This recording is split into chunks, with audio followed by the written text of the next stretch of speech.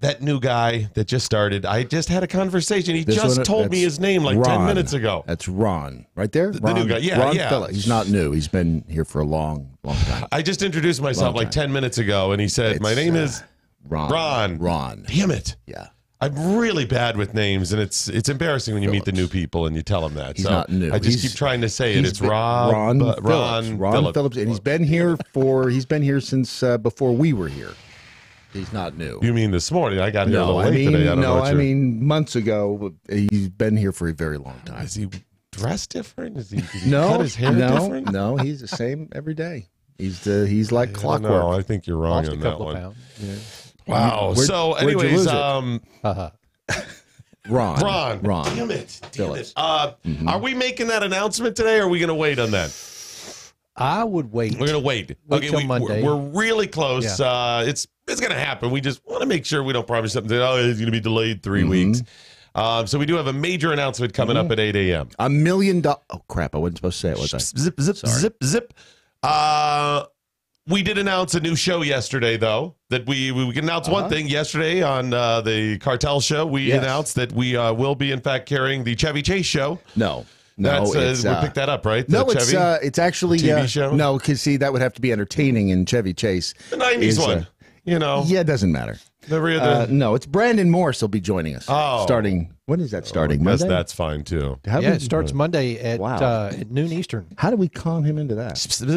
I mean, we are so great to. It's fabulous. When you're about to say something, I want you to pause and think about it, and then don't say it. That's what I want you to do today. Okay, give yourself a moment to pause and think about it, and then just not say it. Okay, it's going to be a good move for you today. All right, I think it's. I won't say. That one thing? Nope. Yeah. Just that. No. Brandon Morse. The Morse code, guys. The Morse code. Okay, so he'll be with us Monday, and by Monday we will have a major announcement about the future. That it's big, baby, big. And a lot of this is made possible because of people that have been so generous to help us out in supporting our advertisers or saying, hey, we'll put a couple bucks in your crowdfunding campaign that you have going out at Indiegogo. And by the way, that wraps up today. Yes, it does. This is your last chance if you want to help us out. If you don't, cool.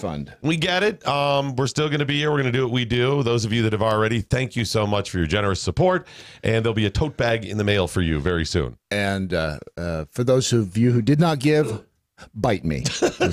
I don't think that's... crap. I wasn't supposed to say that, was I? Think it and then pause. Sorry. Think it through, and before you say it, then you don't say it. That's how it works. You're just a freebie-grabbing, money-coveting little... But the clock's ticking, by the way. Clock's ticking for those final ones. Get them in. People say, I'm going to wait to the end to be dramatic. Well, this is the end, so get them in. Just go to mojo50.com. Oakland University in Michigan has implemented an innovative plan to save lives in case of an attempted massacre. Okay. In an effort to battle gun violence on campus, because we've seen people have shot up schools. Yes, there are people, colleges, high schools. Crazy people out there. Elementary schools. It's horrible. Yeah. So Oakland University in Michigan, recognizing this is a problem, that someday they could be confronted with this very situation. Right. They have come up with an innovative plan. Good. I want you to imagine, should someone attempt to murder someone with a gun, their plan would be actuated. Okay? All right. The plan is, and let me lay out the scenario. Imagine it. Students, staff, when they are at their most vulnerable, concentrating on their studies, concentrating on academia or on teaching, coming together, young minds and some more experienced minds, exploring what is possible through education. When they are at their most... And all of a sudden, a person with nefarious intents slinks around campus. Okay. And then all of a sudden opens fire, spraying bullets at the people. Okay. All right. They now have a way to defend themselves. They can fight back. This is great with news. the hockey pucks. All they have when the person is spraying the bullets. With the hockey pucks. So your guy starts shooting at people, and they have hockey pucks. They can chuck at the guy. They just throw them at him. Done, man. This is it. We're good. That's good to go. Their plan to throw. To throw hockey pucks. So yes, a guy is on camera, and he may have an AR, Brad. It could be a semi-automatic weapon. Right. You realize a long gun, big one, ugly, bushwhacker master. Black, with those black guns, they look nasty. That's right. It could be an assault weapon that he's assaulting people. That would be a bad thing. You know those semi-automatics? It's like this. Oh, yeah. That's how they fire. Semi-automatic machine guns. It's a weapon of war, Brad. And he could be weaponing of warring those people. Right, and they finally have a way to fight back. They pick up that hockey puck and they just throw it over there at it. All right. And you know what happens? Did they explode or did they're just hockey? You hit him with the hockey pucks. and he goes in the middle, and you throw it. He goes, ow! And he puts down the gun. You're not and it stops. It's over. Brad, it's done. Finally, we have a solution. We have searched high and low, mainly low, for years now to come up with some way to fight back against gun violence on campus, and we now have it out of Oakland University in Michigan. Good for them. This is amazing. This wasn't an Onion story, huh? No, this is. Do you want to know how this whole thing rolls? Because I want to give credit where credit's due here. Yeah, please. See, Oakland University has already begun outfitting faculty and staff. They're already doing it, Brad, with faculty, staff, and some students. Well, you can't trust anyone with a hockey puck. No, I mean, you can't not the just students. No, because you know what happened. Oh, they could become the bad guy. Yes, you'd have random acts of hockey puck violence, and then it's counterproductive, right? Yeah, it really is. So, in the event of an active shooter, they would already have these hockey pucks in place. They're already going about our campus. The idea originated during a training session last June when Oakland University Police Chief Mark Gordon recalled a disorienting incident when he was struck in the head by a hockey puck as a Ute. Wait, so the guy who was hit in the head with a hockey puck and maybe isn't thinking straight now came up with the genius plan to save everyone else. This is making a lot more sense. When I was a kid, I was hit by a hockey puck. They throw them at shooters. Twitter's going to so ban you. The guy who likely lost 72 points on his intelligence. I lost QI points. Hockey. So wait, okay, what are these? Yes, we need ideas. Any ideas from the brightest people on campus, Brad? How about the brightest people? I got an idea. Hey, lady. So the guy was struck by a hockey puck in the head as a Ute. That's the one. Whatever you do, Bob's in the back. Do not, when he raises, don't pick on Bob. Bob. No, I said don't Bob. pick Bob. You said pick on Bob, right? I got an idea. You got a gun. We got a hockey puck. His next best idea was tell him not to shoot. Well, if you just ask him nicely. Have we asked nicely? Okay, so all right, let's let me get back to this. He said he was struck in the head as a kid and it really hurt. I'll bet it did. Hockey pucks hurt. Now, granted, when he was struck in the head, somebody didn't just lob it over there in an awkward fashion. They didn't just. This one's coming underhand, and this one's overhand now. Doc Bob, sorry. No, when he got struck in the head by one, it was coming off of a hockey stick. And that's just going to be a little bit faster. Just a smidge. Just a little bit.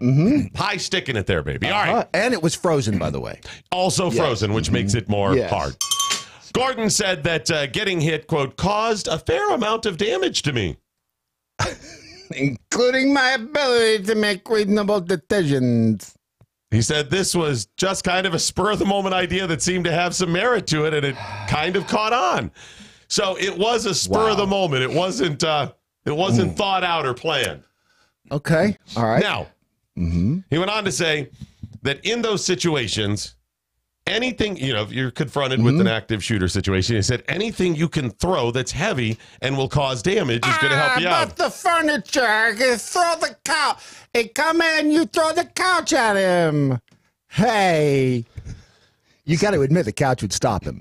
Well, he admits that here. He said anything you could throw that's heavy and will cause damage. He said injury is the bottom line. Like Michael Moore. Injury is the bottom line of what you're trying to do.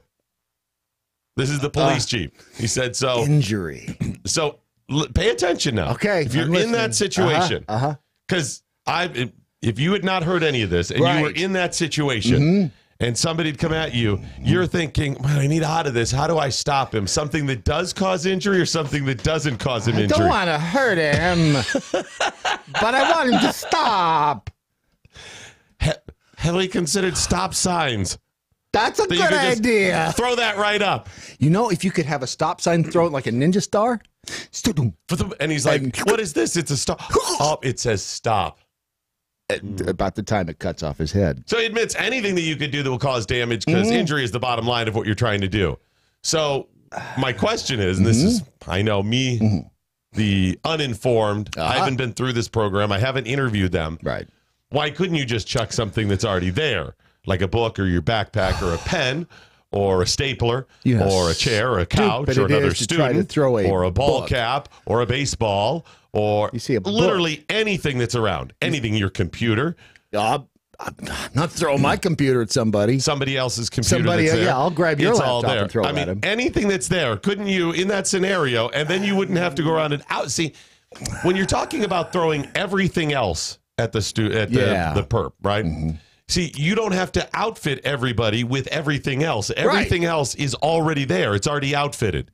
Like here, we could chuck one of the bells. We could chuck that very heavy jar of raspberry pepper jam from MoJoWildRice.com. And it would actually act as a double repellent because of the size and weight of the object, and it's pepper. It's pepper, exactly. So he'd be, ow, my eye, and pepper spray. I would say outfit your students, your loved ones, with pepper jam from MoJoWildRice.com. Just go to MoJoWildRice.com and outfit them today. Protecting your loved ones is paramount. And once the perp is done, once he's down and out, it burns. The owie. Don't waste it. No, then you just go over and you. Yep. You start licking it off him, or if you want to save it for later, just wipe it off him and put it back in chips. You can do any of that stuff. It's reusable that way. Yes, it is. MoJoWildRice.com. It starts with that wonderful. I might as well just do the commercial now. Yeah. MoJo Wild Rice. We'll get back to the store. We're already into it.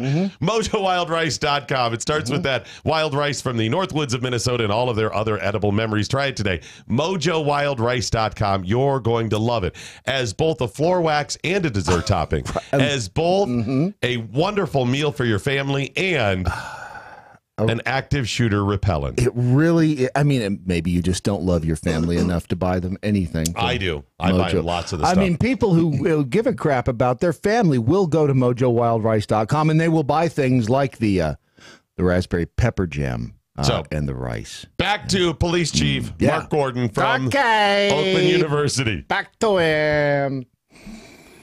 He said, again, bottom line is injury. That's what you're trying to do. He said, especially when you have 20 or 30 people in a classroom and they all throw hockey pucks at the same time, it would be quite a distraction.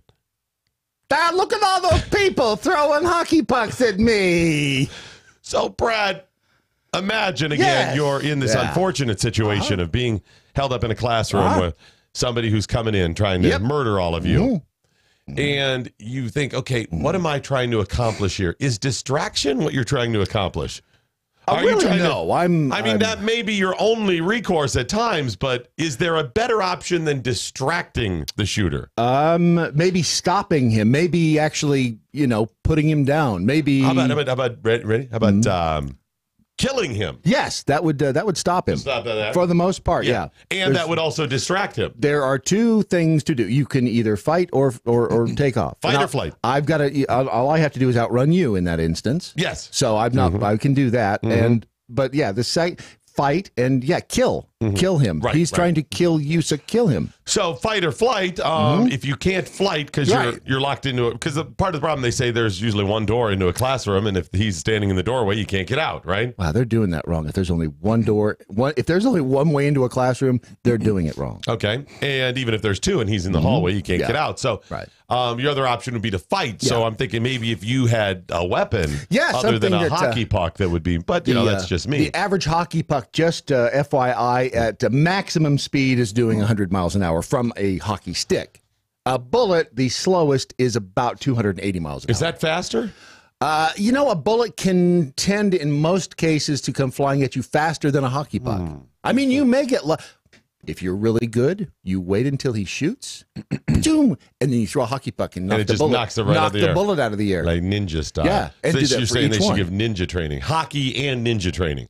Yes. Ninja training. We're going to need hockey sticks, too. I mean, if you want to do this right, we're going to need hockey sticks. That's good. Yeah, you're right. Let's get the hockey. Why do you use the hockey stick? That's like fighting back with the guy and saying, we're only going to give you the bullets.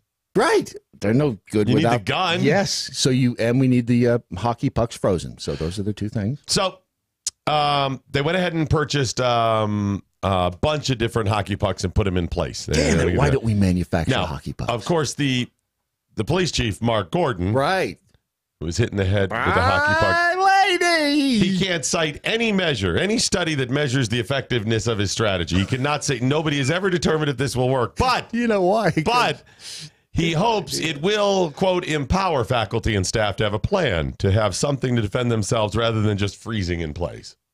Well, it's kind of like being on the Titanic. That's why the bands kept playing. Because they wanted to think about anything other than the icy water below. So they gave something just to occupy their mind while the disaster happened around them. And this is what this would do.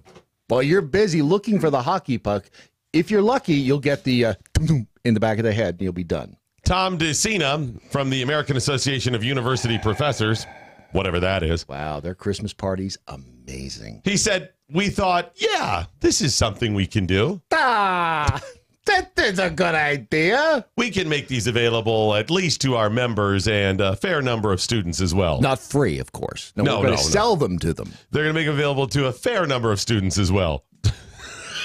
Hey, Bobby. Excuse me. I have a question over here. Yes, you. Hi, I'm a student over here. Yes. I couldn't help but notice that some students have hockey pucks to defend themselves. Yes. But I do not. You can't trust. Look, you cannot trust everyone. Thought maybe I should have one. No. We can't trust everyone to own a hockey puck. I mean, you've seen the damage. Can I bring my own hockey pucks from home? No. You can't do that. We don't want anybody running around with an unlicensed hockey puck. Because I was thinking about bringing a couple dozen of them. No. And only one per student that we have chosen. Wow. Ahead of time. Wow. So you're monitoring to see who would be responsible enough for one.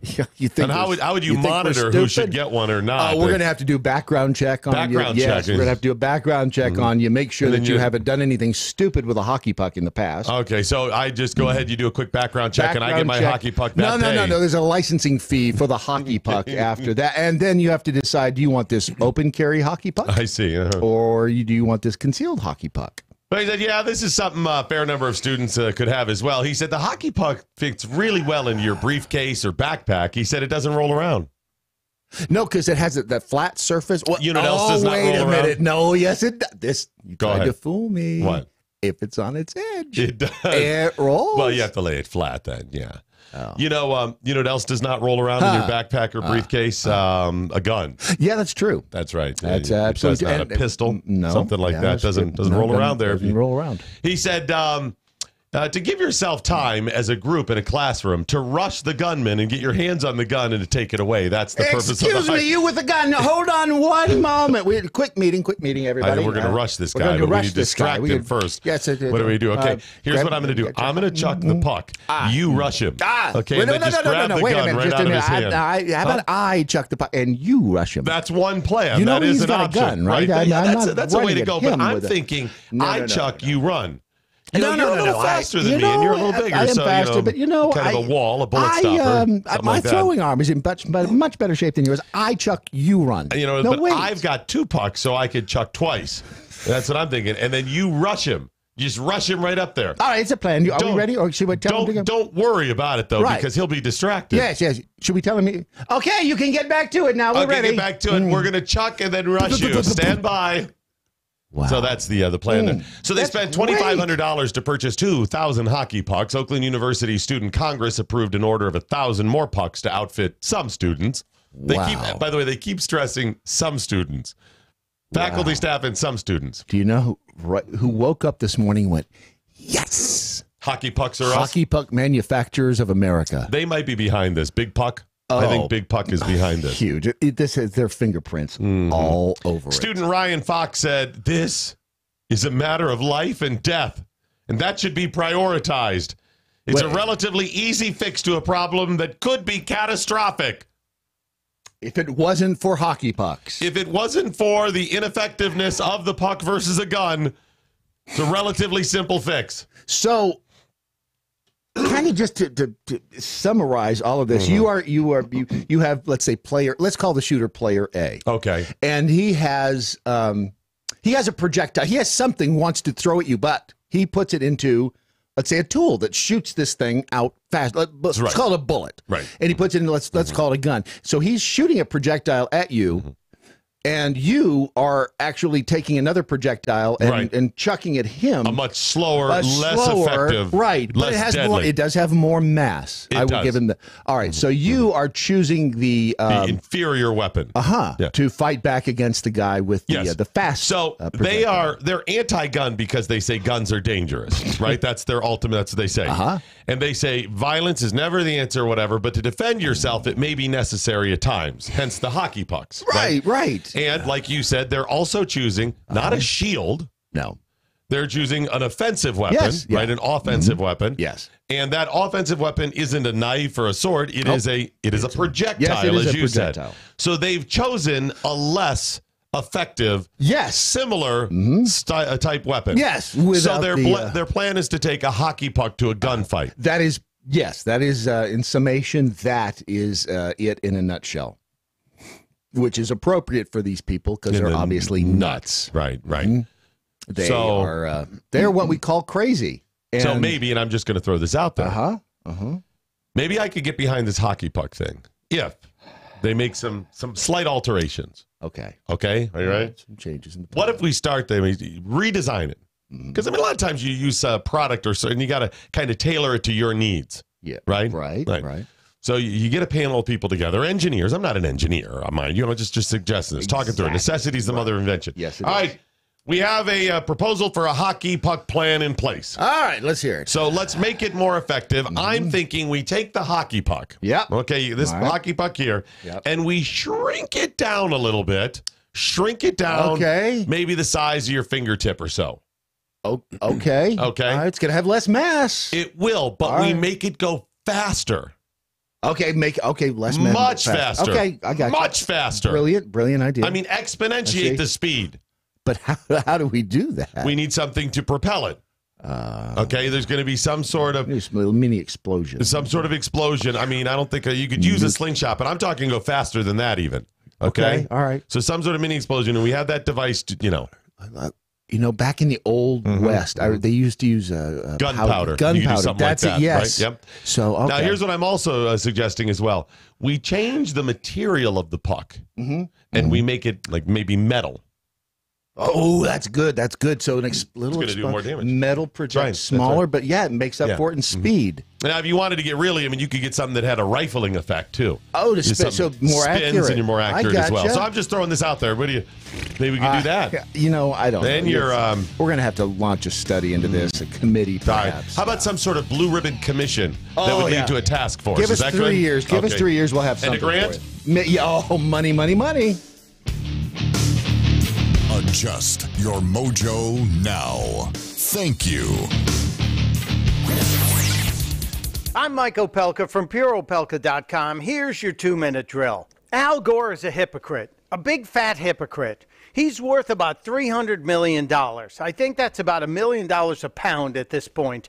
And he is out there telling the whole world that we need to save the planet and change our behaviors and protect the environment from climate change. And Monday and Tuesday, Al is going to host a bunch of Hollywood celebrities for a 24-hour of reality event, which will yell at all of us for polluting the planet. So Jeff Goldblum, Moby, and Will Smith's kids are going to be joining Al in this gigantic yell at everybody fest saying we're screwing up the world. Meanwhile, Al Gore and his massive mansion in Tennessee uses more energy than you and I could ever think of using. In 2006, Gore was exposed for using 20 times what the average household uses. He didn't like that, so he publicly put up some solar panels, got geothermal attached, and what happened? Last year, we learned Al Gore's energy use has dropped. Increased from 20 times the norm to 34 times the norm. Just another example of do as I say, not as I do. Hollywood entitleistas and government entitleistas telling us that we have to change so they can live like kings. It's disgusting, Al Gore. Just like you. Testudo, my friend. Testudo. Mike Opalka's 2-Minute Drill is powered by MoJoWildRice.com. Their wild rice is a superfood, gluten, sodium, fat, and cholesterol-free, yet high in fiber, protein, zinc, phosphorus, and trace minerals. But you're going to love it because it's delicious. MoJoWildRice.com. MoJoWildRice.com. All right, get your communiques in. Don't forget, we've got your Friday leftovers coming up about an hour from right now. It's all the great stories we didn't get to earlier in the week. Now, what's the matter? What's that noise? It's called music. Oh, I thought it was the voices in my head again. That might have been that as well. I heard music. I don't know what you heard. Yeah. All right, we've got to get to some communiques, and also there's much more to get to on this amazing plan out of Oakland University in Michigan. Wait, there's more brilliance to it? I can't wait to hear about that. Much more. You can't fit that amount of brilliance in. This is 30 minutes. What are you talking about? Brad's purple glazed dumpster saddle tramp tweet. What if my Colt 45 identifies as a hockey puck? That's a fair question. That's a fair. Can you bring? Idiot. He's an idiot. Why? Colt 45 is not going to identify as a hockey puck. I mean, a Glock, maybe a Sig Sauer, but a Colt, please. Oh, wait a minute. He's talking about.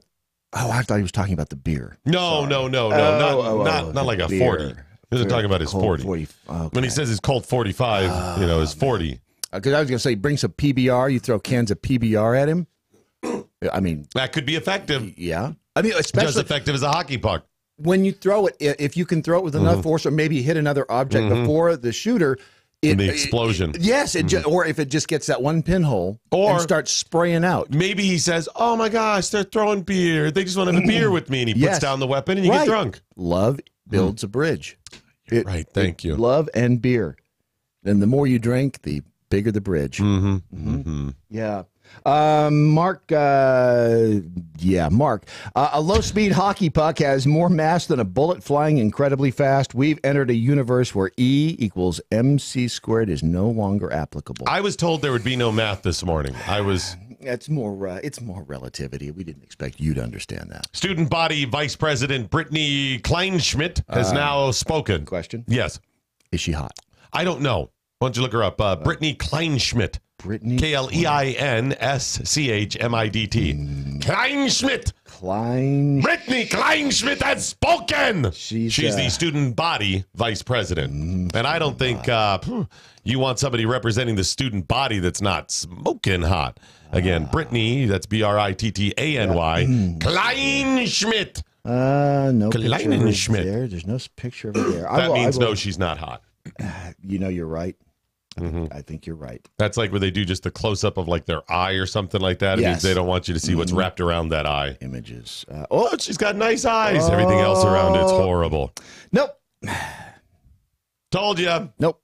Yeah, she's not totally unfortunate, but speaking of mass, speaking of something with great mass, you could pick up Brittany and maybe throw her. If you're lucky enough to be near her, you could pick her up and throw her. Stop enormous body fat shaming. Oh, no, I didn't. Stop it. I was merely suggesting that. An alternative plan. That's all. Brittany's new name, Hockey Puck. Yes. Nickname in high school. Anyway, student body vice president Brittany Kleinschmidt says, well, at least the puck idea gets people talking. Yes, it does, Brittany. Yes. Yes, it does. It gets them talking with a German accent and also stupid accent, too, occasionally. It does. She's right there. So, Gary J. Gilbert. Loved him in high school. No relation to Gary D. No. He's the director of the journalism program. Oh, this ought to be good. He said, my first reaction was, you're talking about facing an assault weapon and asking us to fight back with hockey pucks? It sounds pretty silly. Yes, it does. But I hear a butt coming. Yes. Oh, good. But then I went through the training session and it all made sense. First thing when we walked into the training session, they handed the doobies out. And then after we got really baked, oh man, were we? I couldn't even stand. No, and it all made sense. It was so cool, and the walls were breathing. So it was. Let me get this straight. Hang on. Don't Bogart. Listen. So while he's shooting at us, yeah. The strength is in numbers. We all sure. Oh, he's got a weapon. We've got people with love throwing hockey pucks. That is so cool.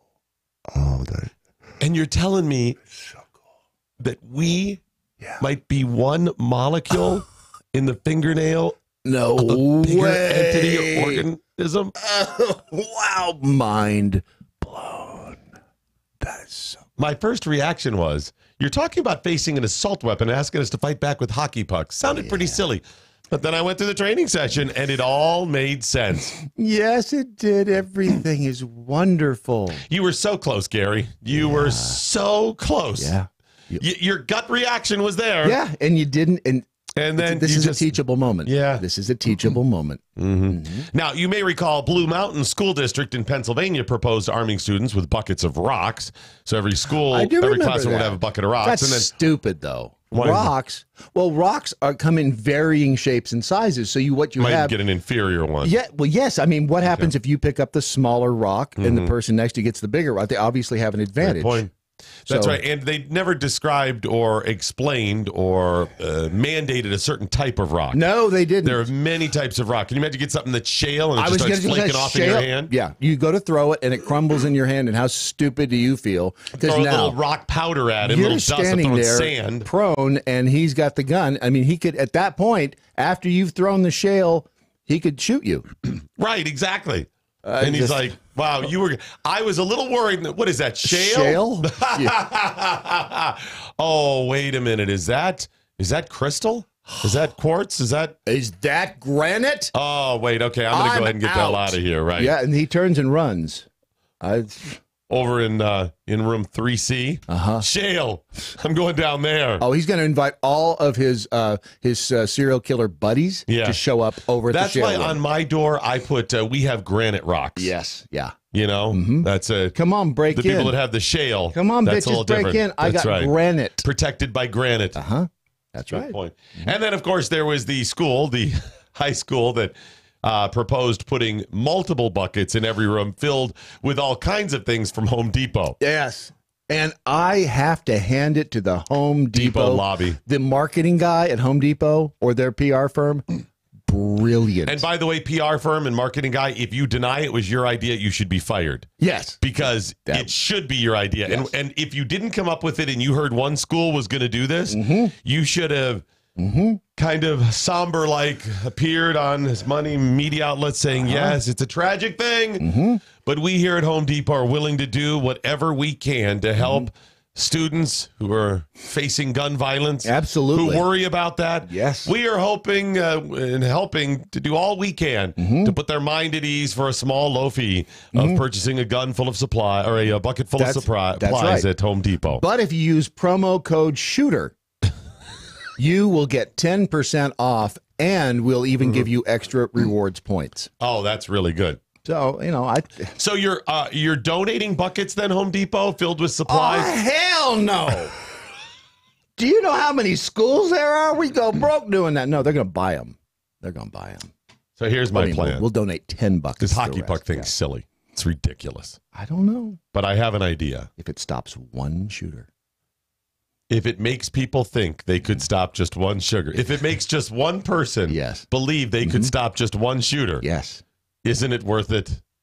Absolutely. If it makes just one more hockey puck manufacturer rich. Isn't it worth it? They're going to find a way to make this on at least one occasion work. Thank you. These crazy bucket ideas, you're right. We are going to find a case and they're going to go, thank God it worked. And it'll, And then within months, a year after that, there'll be a scenario where somebody gets mowed down when they went for the puck. Yes. I've already thought about everybody ridiculed it, but I carried a hockey puck with me wherever I went. And today it paid off. Now, those of you who are thinking, what about a baseball? They're actually easier to throw. But remember, they roll around in your briefcase. That's just it. And if you've got it in your backpack or whatever, the laces, they pick up, like if you've got food in your backpack, they pick up all the crumbs and stuff. You don't want that. They get nasty. Hockey pucks don't have any little recessed areas where stuff gets gummed up and smooth. Yeah. We like them smooth. Except the edges, which are a little kind of... Yeah, that's right. They do kind of have a little... But I have an idea. Okay, all right. Because this is silly. This clearly won't work. And Mark Gordon, you remember him, the police chief of Oakland University? Yes. You remember Mark. Oh, Mark. I love Mark. He admitted that, you're trying to cause him injury. Yes. So anything heavy, right? Right. And as I said, there's already lots of heavy things around. Yes. Right? But quite often they're so heavy you couldn't throw them, like a couch or a chair. Or Brittany. I don't know, several people could throw her. Yeah. Or an automobile if it's out in the parking lot, right? Yeah, I mean, if you had the ability to pick it up, that would be good. But that stuff's already around, Brad. Yes. It's already available. It's already accessible. We don't have to bring those things into the classroom. No. I mean, there's Coke machines in the hallway. There's all kinds of stuff around that you could throw. It's just so big. So my plan is, don't need the hockey pucks. This stuff's already there. You just need a way you could throw those heavy things. I see where you're going. So let's outfit every classroom in every school and every hallway with a catapult. That is brilliant. For those of you paying attention, maybe Mark Gordon, a catapult is not to pult a cat. No. Felines have nothing to do with this, right? A lot of people make that mistake, so don't feel stupid. I'm thinking, Mark may. I mean, he was in with the hockey puck. He may. Yes. But imagine this, Brad. Person with nefarious intent slinking around campus.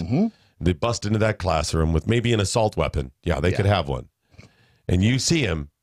You could either, run for the hockey puck to kind of clumsily overhand, girly throw it at him, right? Or you could side chuck it. You could quickly and effectively, with the help of your fellow students, grab the Coke machine, unplug it, wheel it over. Why unplug it? Well, it's not. You're not going to be able to catapult it if it's plugged in. Well, but I'm just thinking it's going to affect the trajectory. So you unplug it, you wheel it over there. Okay. Yep. Several of you struggle and lift it into the catapult. Then you recess the catapult. You got to wind it back, right? Yep. Position it so it's aimed at the shooter. All right. So and then let it fly. Now he's there, and then what does he get hit with? A Coke machine. I mean, Do you want to get hit by a Coke machine? No, and I'm just thinking this sounds so painfully obvious. I'm looking for the flaw in your plan because there has to be one. Right. There's not. I mean, there is one downside. There's one downside. What? I mean, catapults could get potentially expensive. Now, I'm thinking if and you rather work with large. Yeah, they are. But I mean, you work with the catapult manufacturers, right? Use marketing. They're out there trying to help students as well. It's not just about making money. Right. So you say maybe you give them to us at cost or a smaller markup, something, because we're going to buy in mass. We're putting them in every classroom of every college, university, and school in America. You're talking tens of thousands of them. So, they're going to make it up in volume. Yeah, that's... And if you're still like, Doc, it's still expensive. Hey, isn't it worth it? Right. If it saves just one student, isn't it worth it? I have another potential idea, and it may be a little less pricey. Oh, why are we talking about saving money when we're talking about lives? Imagine if you had a giant wooden mallet. Okay. And the guy busts in, right? He's just with an assault weapon, a weapon of war. Yes. And you take that giant wooden mallet. Oh, okay. I think you know where I'm going, but I don't think you know. Let's see. And you hold that mallet up. And out of the end of it, a giant boxing glove on a spring. Oh, that's good. See, I was thinking whack-a-mole. I was thinking you just over with on his you're head. Gonna hit the ceiling. You can't get enough overhand. See, that's why I don't know. It's Warner Brothers cartoon style. You're right. The end flops open and the giant boxing glove, whoop, boom. And you don't have to get close to him for that. That's a good point. So you could be several feet away and still have the mallet method. The mallet method would work. Now, I just realized I have missed something. Why am I limiting it to that? That's a good question. Why? You contact Acme. Yep. And have them send the catalog. Imagine the number of items that would be effective in this case. The anvil. That would be just as effective as a hockey puck. Yes. An anvil. Did you see Who Framed Roger Rabbit? Yeah. Oh, yeah. Do you remember the the little hole? That's right. And then you could just fling that little hole across the room, right in front of the guy, and as he steps forward, okay, here's the problem with that. So you've got the shooter, he comes in, you've got your black hole right there. You go to throw it, and you miss, and it inadvertently lands in front of an innocent student, and the innocent student falls into the black hole. So you've... I mean, okay, maybe that one's not. Maybe that one's not. I'm saying there's other things that may be possible. There are children who could fall into that hole, and that's not good. So how about this? All right. We put a mailbox in every classroom. A mailbox. A mailbox. Okay. I mean, I want you to think back to those lessons we learned from Bugs Bunny. Okay, you mean like the little one on the post? Yes, little door in the front folds down. And he with a weapon of war. Yeah, and you quickly take out a pen and paper. Right. You write out an order form, address it to Acme. Okay. You put it in the mailbox. Right. Close the mailbox. A couple seconds later, postman comes by, delivers your package. You open it up, and it says 1 Acme rocket sled. Right, 50 feet of rocket sled rail. That is genius. And then you quickly construct a rocket sled. Yes. And everybody gets in the rocket sled. Right. And out of the classroom. Oh, so see, I think you got it backwards. I think you take the rocket and you aim it at the shooter. Well, you could do that, but you're not trying to hurt people here. What are you doing? That's true. That would injure somebody? Well, how do they? If there's only if we're dealing with one entrance into the classroom, it's fight or flight. Wouldn't you rather flight? Yeah, but which? Okay, genius. Okay. What opening in the room do you shoot the rocket out of? If there's only one entry, black hole. Hello. We already talked about the black hole. All right, forget all that. Forget all that. Same scenario. You order from Acme 1 Acme Batman suit, and then you jump out. I mean, this would be particularly effective on the second floor or the higher floors, and you just fly away. Batman can't fly. Oh, that. You don't mean Batman. You mean a Batman suit. A bat suit for a man. A bat suit for a man. Right. See, I thought it was not Batman, stupid idea. Now, well, no, that would work too, because then you have a whole... You'd have all your utility belt of things. So that's a good idea. Okay, so... Again, though. What? Aha! Okay, what? How about this one? All right, right. You quickly log on to tarriverarms.com. Okay. Who has revolutionized firearm purchases online. Yes, they have. And you purchase a firearm and you shoot the guy in the head. How about that? Right there. How about we just quit? When you bring up stupid things like that, it ruins all your credibility. I mean, you had the good idea with the rocket sled and with the black hole and with the slingshot and with the catapult and with the hockey puck. But then you start talking about using a gun against somebody who has a gun, and you're just, I mean... Is that trouble? You're such an idiot. I cannot believe that is so stupid. Okay, let me apologize then to the audience and to tarriverarms.com. Let's say you're a hunter. Yes. Okay. And you want to go hunting with a handgun. Something like that. It's more of a challenge that way. More of a challenge that way. You're giving Bambi more of an... Because we know that's what the Second Amendment's for. Yes. Oh, yeah. It's just for hunting. Just for hunting. Log on to tarriverarms.com. They have revolutionized online firearm purchases. And that's because you can actually see the gun. High definition. You can look at every angle with their 3D imaging. Which one is that? Is that the H&K? It's the it's the H&K SP5K. How badass does that sound? What do you have? The SP5K. Nice. What's the 5K stand for? Everybody knows it's one more than the 4K. Oh, okay. I mean, 4K, you got your television. Yeah. The 5K is bad to the bone. What type of ammo does that fire? Does it say? I'm just curious. You got to see it. This looks pretty cool. 9 mil. 9 millimeter. Wow. 9 millimeter. It looks. I mean, this for a gun enthusiast. This is it's really cool. That's going to be fun to shoot, by the way. Yes, it is. Now, that's a more hard-to-find gun, and it has a higher price tag to it.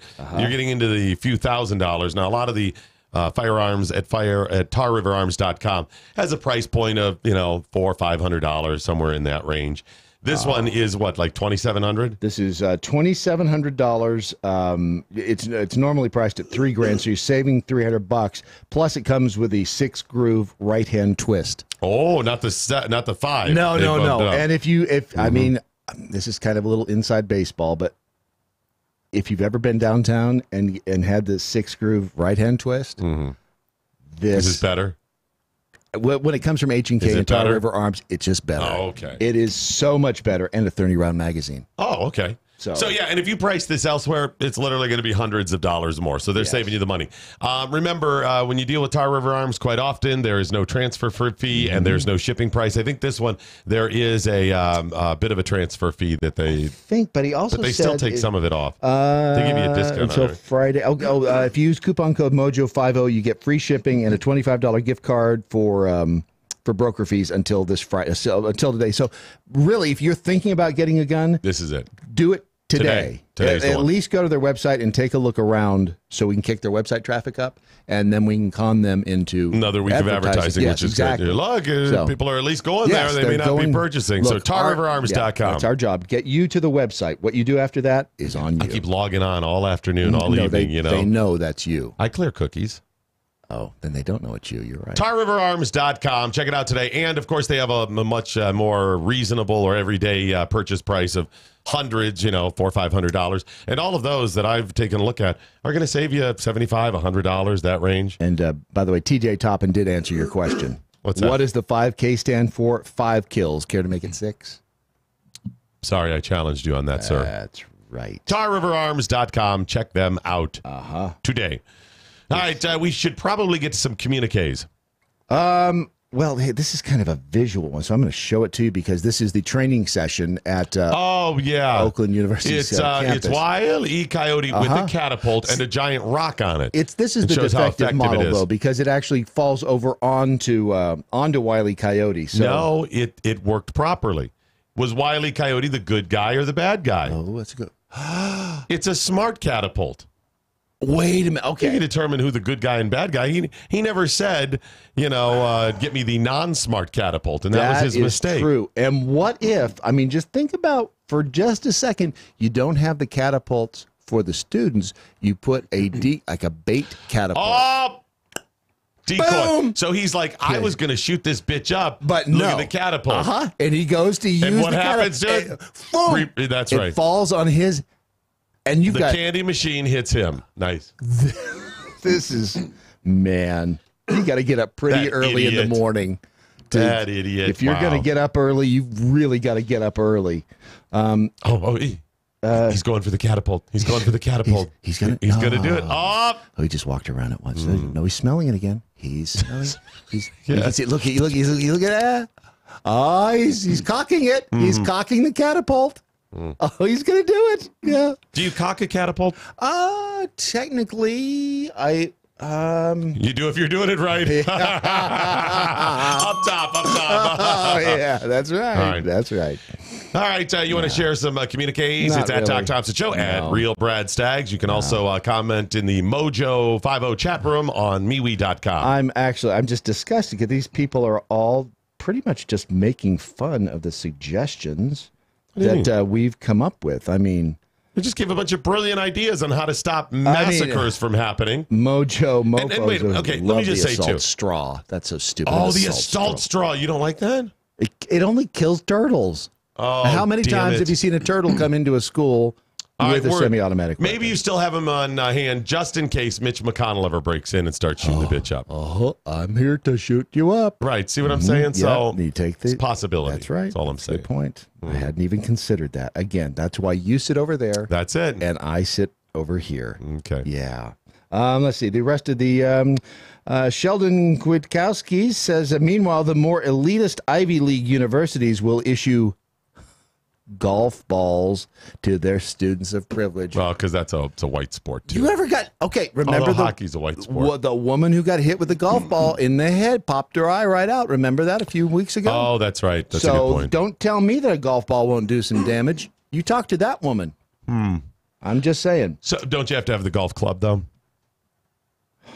I mean, if you want it to go although, you know what? A hand-chucked golf ball. By the way, if you're poo-pooing our ideas here, hang on. If you're... Did poo-poo just trigger you? Monkeys throw poop at the, and it gets everybody away from them. If you're poo-pooing our ideas, I'm not suggesting all of them are going to work. They're obviously not. I mean, not every idea is going to work. All of ours would. But at least we're starting a conversation. Yes. At least we're trying. And what are you doing today? What are you just sitting there? What are you buying a gun at TarRiverArms.com? Is that that's your solution? Please. At least we're starting a conversation about things that won't be effective. Yeah. Right? Yes. And isn't that what's most important? Yes. Talking. Wait, was this movement founded by women? I'm starting to think it was. I'm just asking what you mean. Well, I'm the love aspect of it all. No, I wouldn't ever suggest that it was women wanting to talk more. Okay, just asking. Okay, it's just the love thing. All righty. Any more communications that are worthwhile? These people. Jackhole Yinzer, wait, does the Acme anvil or piano not make the most sense if there's only one entrance into the classroom? What do you mean, the why? anvil, okay, so let me think about this. The Acme anvil or piano. Why only one entry? Well, didn't you say that you can't run out of the classrooms if there's only one entry? So you position the anvil. Okay, I think I see where he's going. Above the door? Above the door with the string over to the side that you just pull. So when he comes in, you pull the string, anvil smashes him flat on the ground. Or you buy two anvils. Or an anvil and a piano. That starts to get pricey. Okay. See, that's it. Because is it too early to suggest that all students are required to take as part of orientation a Rube Goldberg class? Oh, and 75% of everyone listening just said, who's Rube Goldberg? Is that Supreme Court justice? It is. Well, it's his brother. It's his brother. Got you. Hey, a New Jersey college, Rider University. Rider? I hardly went to college. Rider University, that's a private university in central New Jersey, for those of you wondering. For those of you that are not alumni. They asked the students, they said, hey, what do you want as part of the commissary? We can go out there and, get a McDonald's to come in here. We can get Wendy's. We can, petition to get one of those. So what fast food do you want on campus? And guess what the students picked? The best one that they came up with said, this is the one because we love it. We love it so. Now, see, this could go either way. So just go what is yummy? What is yummy? That McDonald's, right? Please. In the grand scheme, no, the one that everybody you go, yep, that's the quality right there. That's the good stuff. Taco Bell. That'd be a good guess for the Ute. Nope. What was that? Chick-fil-A? They all said, we want Chick-fil-A. Chicken too tasty. Chicken too good. That's what chicken too tasty. And they said, we want this. And the university said, they obviously Chick-fil-A. We don't think we could do that. No, because those are little hate McNuggets. That's all they are. Well, and we love it. We're the students, and this is what we want. And they said, we can't. And why was that, Brad? Well, I would imagine there's a law against it. There has to be a law against putting a Chick-fil-A. No, there's not a law. But, remember, Chick-fil-A has the image of hate. They are, the image of, come on. And so when people said, wait a minute, you're saying that Chick-fil-A is anti-LGBTQ? And they said, no, it's that they are widely perceived to be in opposition to LGBTQ+. Oh, okay. So the perception not police. that they are anti, it's that people believe they are. So rather than make it a teachable moment, rather than go with the wants and desires of the majority of the students who recognize this and are smarter, they said, it's widely perceived. Wow. It's funny because I'm perceiving Rider University to be idiots. Yeah, there's that perception.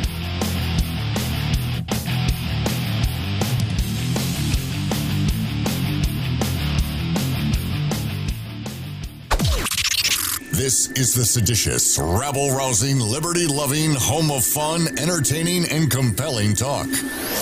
MoJo 50. News this hour from townhall.com. I'm Rich Thompson.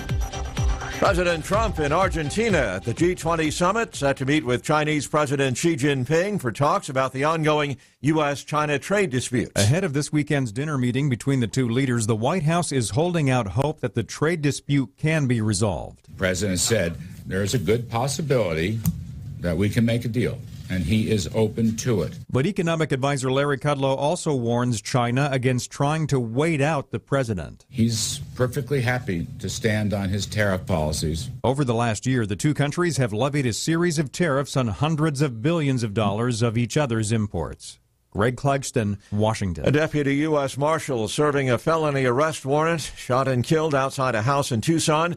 The police chief says it happened on the city's north side, and the man suspected of shooting the marshal was arrested after a standoff at the house.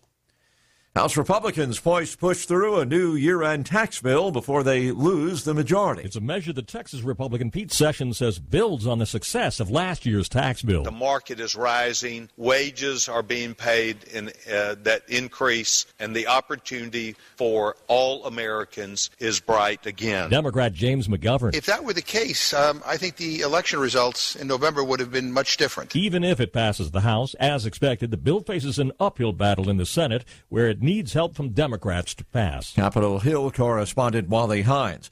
Fire-ravaged areas of northern and southern California have been hammered by heavy rains, resulting in evacuations and high-water rescues, knocking out power and flooding roadways across the greater Los Angeles area. The National Weather Service says at the height of the storm, some places were swamped by 1.5 inches of rain an hour. On Wall Street, Dow futures down 99 points, NASDAQ futures off 31. More on these stories at townhall.com. Hey guys, Ron Phillips with the Conservative Cartel. Are you tired of the bar scene, hoping to find the love of your life? Well, there is a better way for you single guys and ladies out there. Check out WeThePeople.dating. They make it easy to find a liberty-minded match, and it takes less than a minute to create a free account and begin browsing through over 11 million monthly subscribers. Look, we all know the success of a relationship hinges on the core shared values of a couple. So check out WeThePeople.dating for the love of people and people of love. Sign up and start dating today. WeThePeople.dating. Life, liberty, and the pursuit of a partner. Take the pain out of ordering your diabetic testing supplies with Diathrive. Diathrive ships the testing supplies you need directly to you when you need them. Best of all, with plans starting as low as $8 a month, Diathrive is probably going to cost you less than what you're paying today. Diathrive is so convinced that you'll love their service, they're offering your first month of supplies free. Simply type the code DOC, D-O-C, at checkout. Diathrive.com. That's DIA Thrive.com. This is David Barton with another moment from America's history. Since the Ten Commandments have formed the basis of civil law in the Western world for over 2,000 years, an individual is more likely to find a copy of them in a government building rather than a religious one. Yet amazingly, numerous rulings over recent years now make it unconstitutional to display the commandments in many public arenas. Consider what Founding Father John Adams said about this. He declared, "The moment the idea is admitted into society that property is not as sacred as the laws of God, anarchy and tyranny commence. If 'thou shalt not covet' and 'thou shalt not steal' were not commandments of heaven, they must be made inviolable precepts in every society before it can be civilized or made free." John Adams believed that no society could remain civilized if separated from the Ten Commandments. For more information on God's hand in American history, contact Wall Builders at 1-800-8-REBUILD.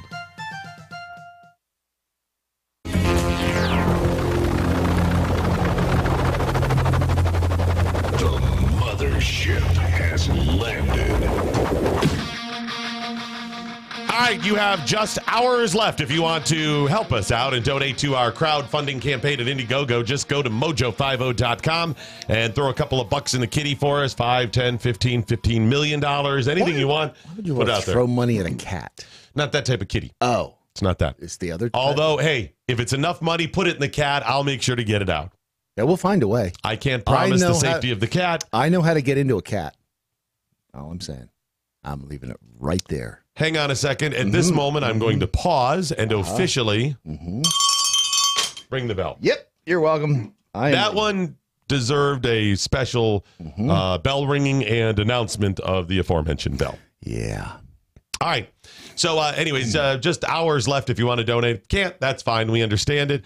Brad thinks less of you, but I'm a little more forgiving. Oh, if you don't give money, you are total, just an that's a-hole. just who you are. Whatever. You take it all for free. I'm a a little more forgiving. You're not a giver. You're a taker. Those of you that have, thanks so much. Just a couple hours left, and hopefully we won't ask you ever again in the future. If you want to set up a recurring thing. We'll be asking you for something.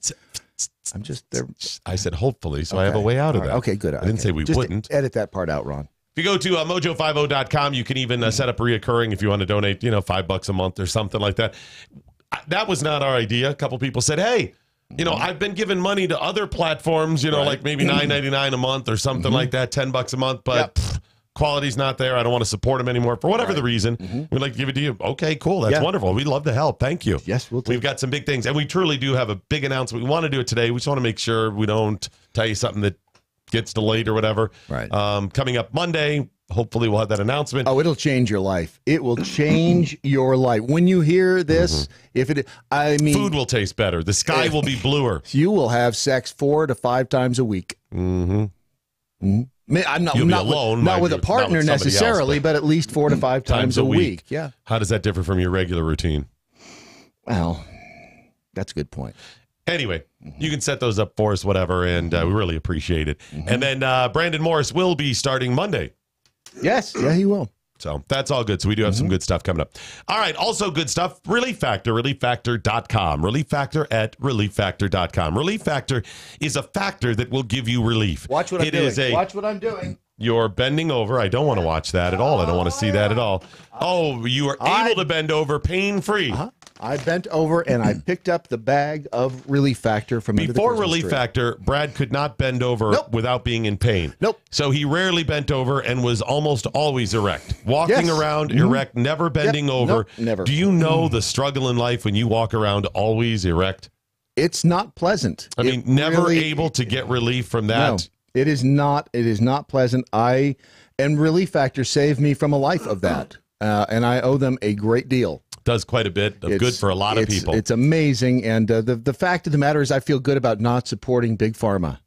At least honestly, not for seriously. the pain. No, anything you could do to find that little angle in life. I mean, honestly, when you think about what we do as human beings, everybody's out there just trying to find their path to success, whatever that success is. Right. So if it's your path to make a bunch more money, to live cleaner, healthier, happier, religion, whatever it is, or if you suffer with pain, I just got to find my way. Get out of pain. And do you know that again, the number one reason that people say it didn't work for me, did you take it as direct?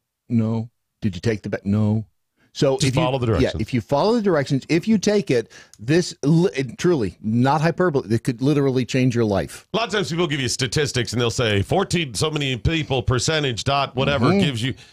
Those are out there. They'll document it, but we can tell you firsthand. We try Relief Factor. We use Relief Factor. It works. We know countless people who have as well. I know a guy who denied taking it for years. Even though he worked around people, and even though this person was supposedly in pain and denied it for years, and then all of a sudden, this person tried it. It was wonderful. I we're like, hey, we've been telling you this. It absolutely works. Just go to ReliefFactor.com. That's ReliefFactor.com. You'll be happy you did. Yes, you will. Well, now I hit the right button there. That's not me. Sure it's not.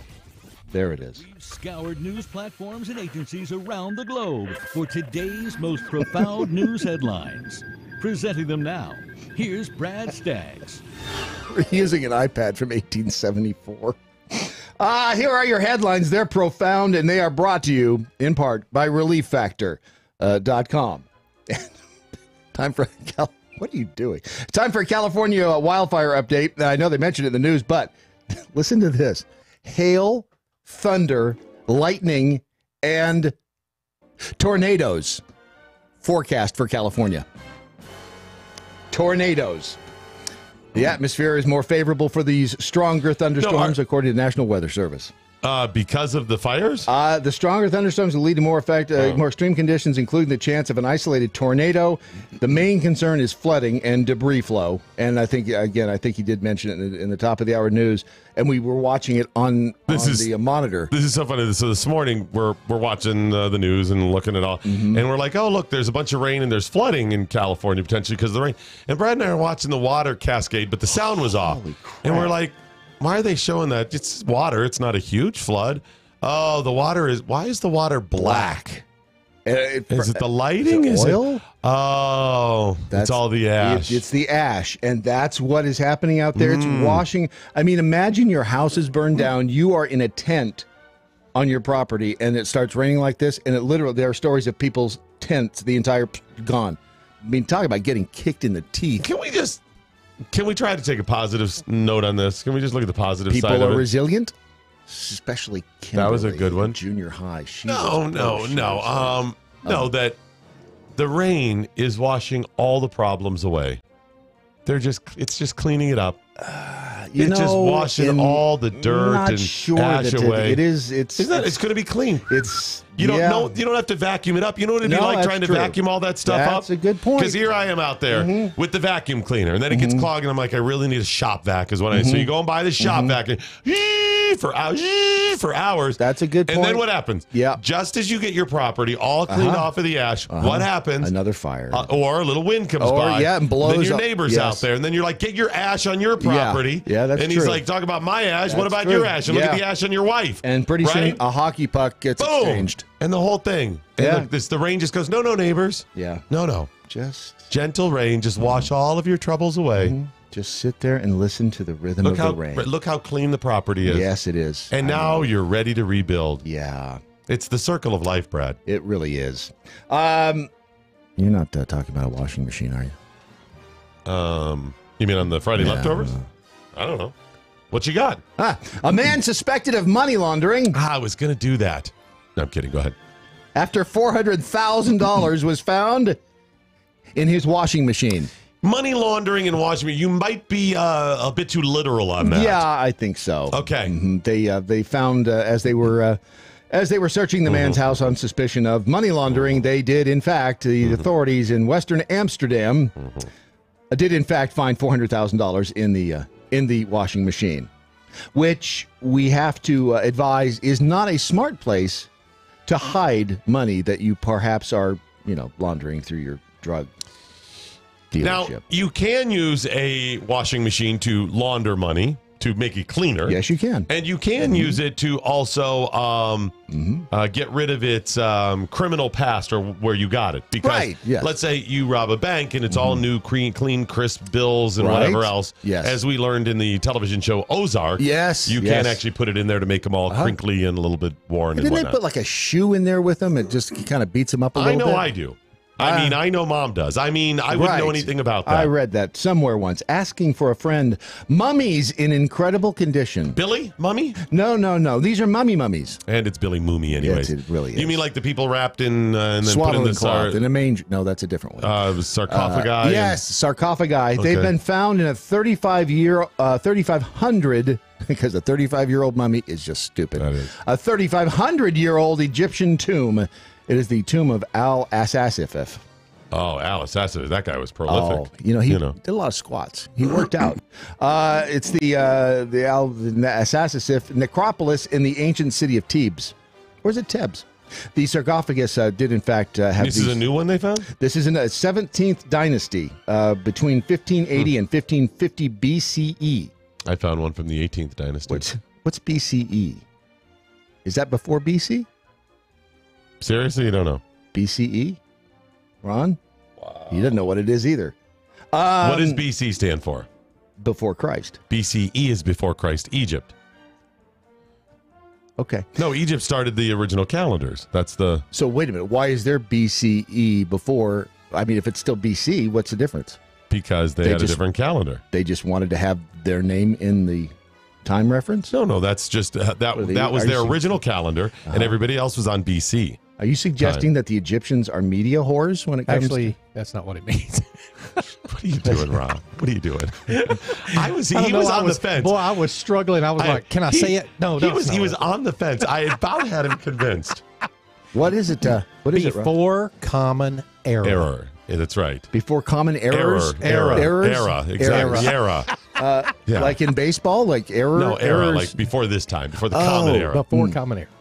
And we certainly do make it a common era, don't we? No one has contributed more to this being a common area than us. By the way, anybody around the world who is a Christian and talks about Christian persecution, and then there certainly is some, I want you to remember one thing, that you still have it pretty good in that our years are numbered because of Christ. Yes. That the world just goes, it's 2018. Uh-huh. That's crazy. It is kind of funny. Right under their noses. Right. Wait a minute. Hold on a second. So the world is only 218 years old, 2018 years old? No. Nope, not at all. Yeah. Wait a minute. Those sons of bitches. Right there under our nose the whole time. That's right. It's actually 4281. No, it's since no.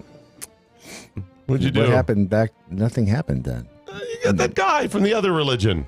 Buddha time. Mahatma. BT. Muhammad. 4218 BT.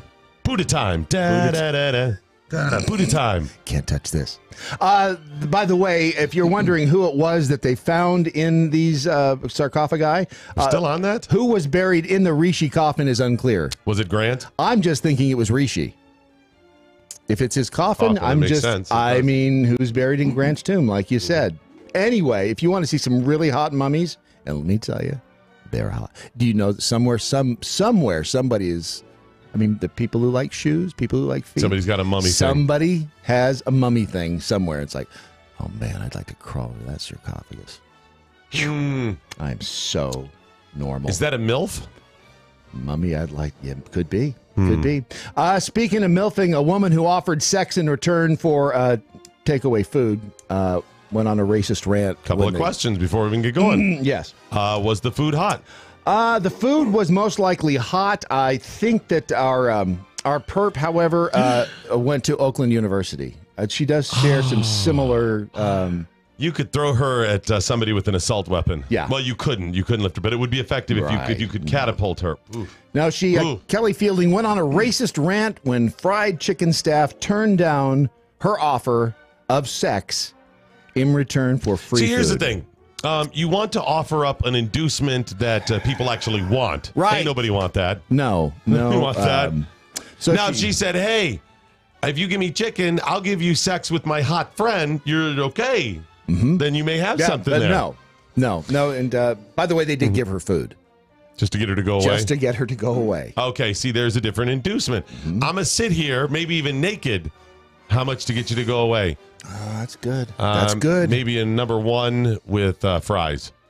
Yeah, that's $20. Oh, you meant the food. Food, yeah. Oh, do we know what kind of food it was? It was fried chicken, but do we know what chicken. was it a Popeyes? It's Chester's. Was it the Cajun? It's Chester's. Chester. You'd spend a lot of time chesting her, let me just tell you. You could make that a hobby for the next 6 months. Hang on, we're getting your breasts. We just got to find them. Keep looking. They're in here Keep somewhere. looking. Keep looking. Uh-huh. Warmer. Yeah. Warmer. Mm-hmm. Warmer. Cold. Cold. Really, really cold. Must be close to my ex-wife's heart. I think we should probably just move on. Should we? A story that makes much more sense and is much more germane to the world as we live it today. Gay penguins have successfully hatched a baby chick, and they are taking turns caring for it. Hatched? Mm-hmm. Sven and Magic, the Gen 2 penguins. What did they name them? Sven and Magic, the Gen 2. Folks, the penguins didn't name themselves. That means people. How do you know? They didn't name themselves. Have you ever touched a penguin, by the way? Sorry, those records are sealed, my friend. Those are sealed by court order. So here's the thing. People named the penguin. So you've got one of two things.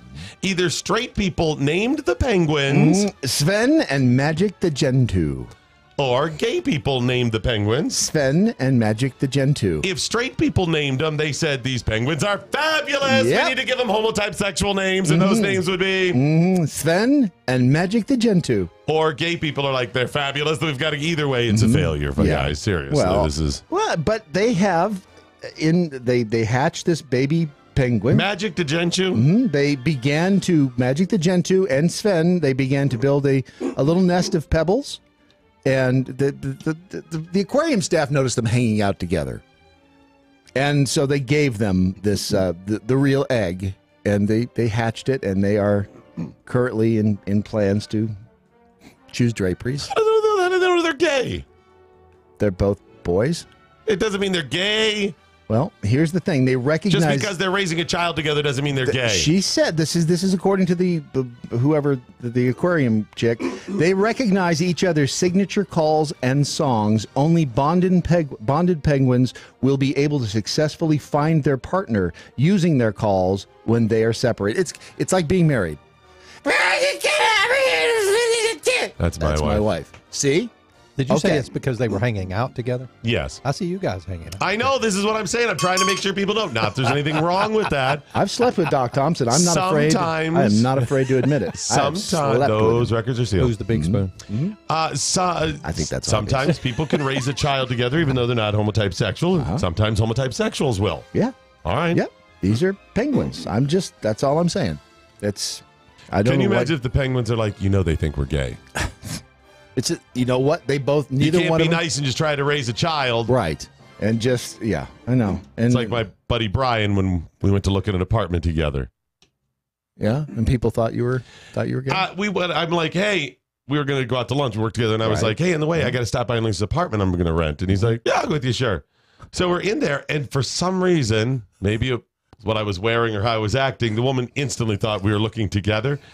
And behind her back, he's going, she thinks we're gay. She thinks we're gay.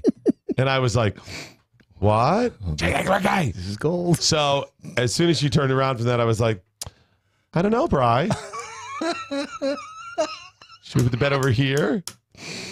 Where did the... You know how much you like the morning sun when it comes in and hits your toes?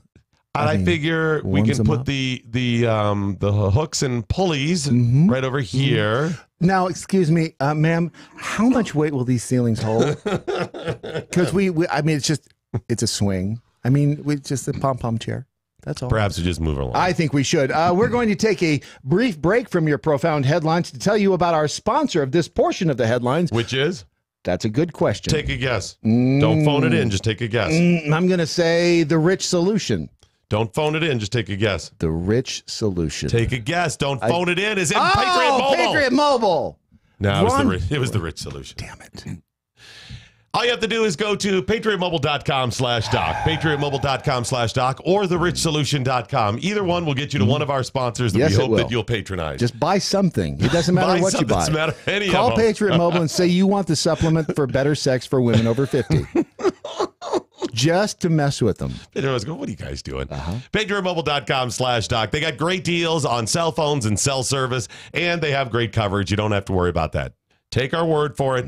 They have great coverage. If you don't want to take our word for it, just sign up. You can always switch back at some time. You find out it's not, we treat it like you're locked in for the rest. Nope. Sign it in blood. It's not like marriage. It's not like that. It's a lot easier. Yeah. Actually, it's much easier. And you'll get to see a picture of what Doc Thompson would look like if he was in fact gay. Or much younger. There. Yes. With more hair and a different color. And patriotmobile.com/doc. Go there today. Sign up for an account. And they still have their BOGO deal. It's buy one, get one. No, it's lines. So buy one line, get another one. It's BOGO at patriotmobile.com/doc. Yes. Maybe you get your family and friends to sign over too. Again, to sign up, it only takes a couple minutes to switch over. Keep your phone, keep your phone number. If you need a phone, they'll get great deals on the phones as well. patriotmobile.com/doc. Please sign up for it.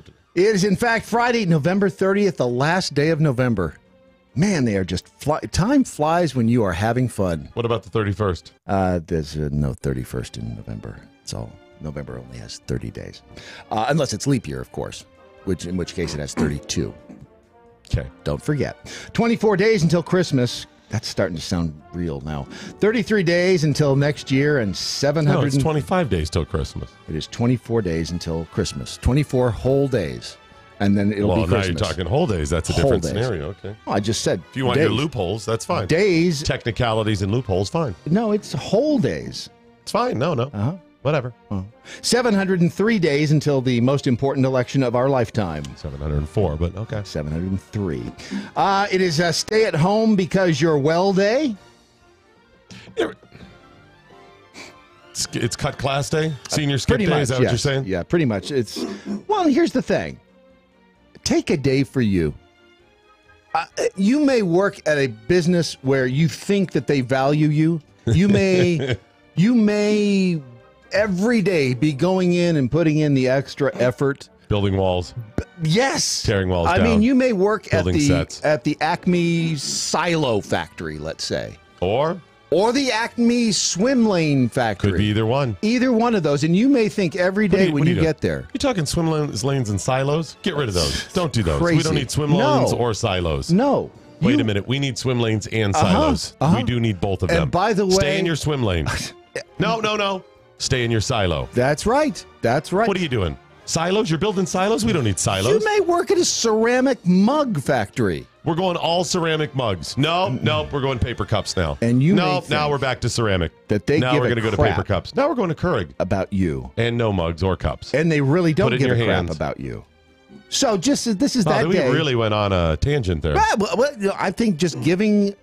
I think people can relate to that. And the fact of the matter is they probably don't give a crap about you. So take a day and do whatever the hell you want to do. It was on this day in 1902 that he was sentenced. You'll never get this one. Henrietta Borstein. Kid Curry. What gang was he in? Kid Curry was part of the Purple Gang. No, he was not. He was the Lavender Gang. It was the Butch Cassidy and Sundance Kid Gang. After they changed their name to the Lavender Gang. 1954, this woman had really crappy luck. 1954 year of our Lord. Was it Shitty McGee? No, it actually wasn't. She really did have a bad time, but an Alabama woman was struck by a meteorite. I guess that's bad luck. You know, when you are walking down... Did she die? She was struck by a meteorite. Because here's the thing. Those are really valuable. Sell those for hundreds of thousands, sometimes millions of dollars. That's a good point. Let's see. Did she live? I don't know if she did or not. First modern instance of a meteorite striking a human being in Sylacauga, Alabama, when a meteorite crashed through the roof of her house and into her living room, bounced off her radio, and struck the woman on the hip. I'm guessing she lived. She lived, and she probably didn't sell it because she didn't know. No, she had no idea. As a matter of fact, she was sleeping at the time, and she probably woke up and yelled at her husband. Yeah. Because that's what somehow you do. It's his fault. Of course it's his fault. Ben Stiller's 52 today. Yes, and he was in the good show. He had the good part for a while. Yeah. Yep. Bo Jackson is 55. This is going to make you feel old. Billy Idol is 62. And he's only 62? I thought he was like 62 a couple years ago. He's 62. And the woman who ruined 24, Alicia Cuthbert, is 35. By the way, it's time to play Who Said It? All right, this is the game where I give you a quotation and you, out of the millions of possibilities, decide who perhaps said it. Are you ready? Sure. Who said, quote, a 17-year-old can walk into a shop and purchase an assault weapon? Who said it? Take your time. Take your time. You don't want to just take your time. And who said that? You have any guesses? I already. Any guesses at all that who it? If you're not going to guess, I don't. We're just going to move on. Weird fact of the day: if you keep a goldfish in a dark room, it will eventually turn pale. Well, yes. That's why it's a weird fact. You can use that as you go forward today. This seems. I'm really bored of this. I'm just bored. Let's just move on. All right, sounds good. Your Friday leftovers coming up next on the Daily MoJo. Nice, very nice. Swim lanes. Get back in your silo.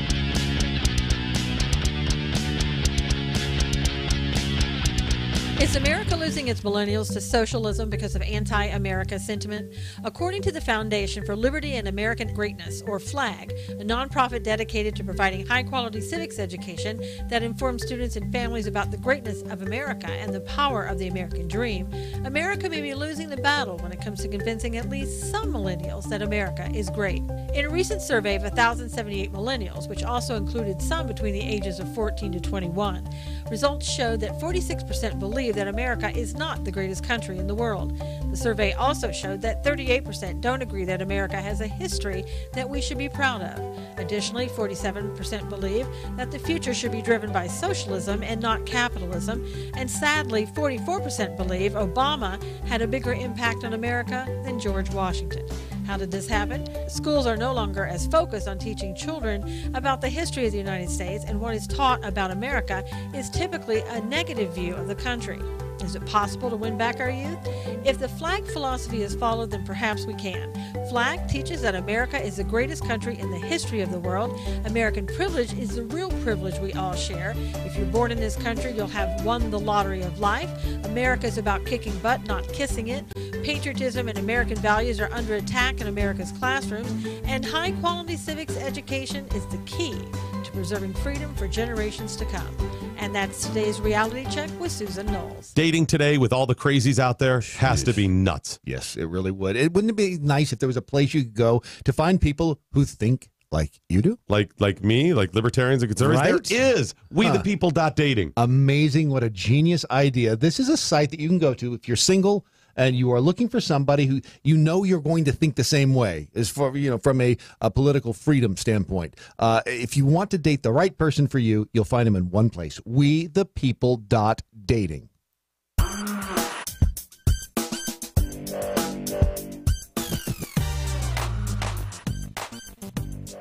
All right, if you get a chance, please go to The Rich Solution. Since you already mentioned it, I might as well remind people. It is TheRichSolution.com to get The Rich Solution. Now, this is a solution to many, many problems in life because they're dealing with making your life better, trying to help you make your life better from many different angles. So if you have some sort of disease, could help you out there because they're going to teach you how to live healthier and happier, things that will. It's kind of the connection between mental, physical, and spiritual.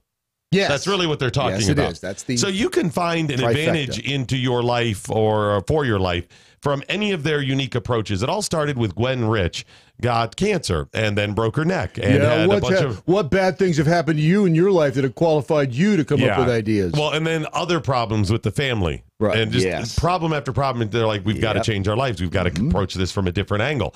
And so they said, mind, body, and spirit. Let's not focus on one, but all of them. Find out all the details at TheRichSolution.com by picking up their book. But also they have a line of supplements there to help deal primarily with the physical. And they better do all sex after 50. Yeah. Then there's better, there's sleep. one about smarter or having the synapses, its abilities. Better synapses after 50.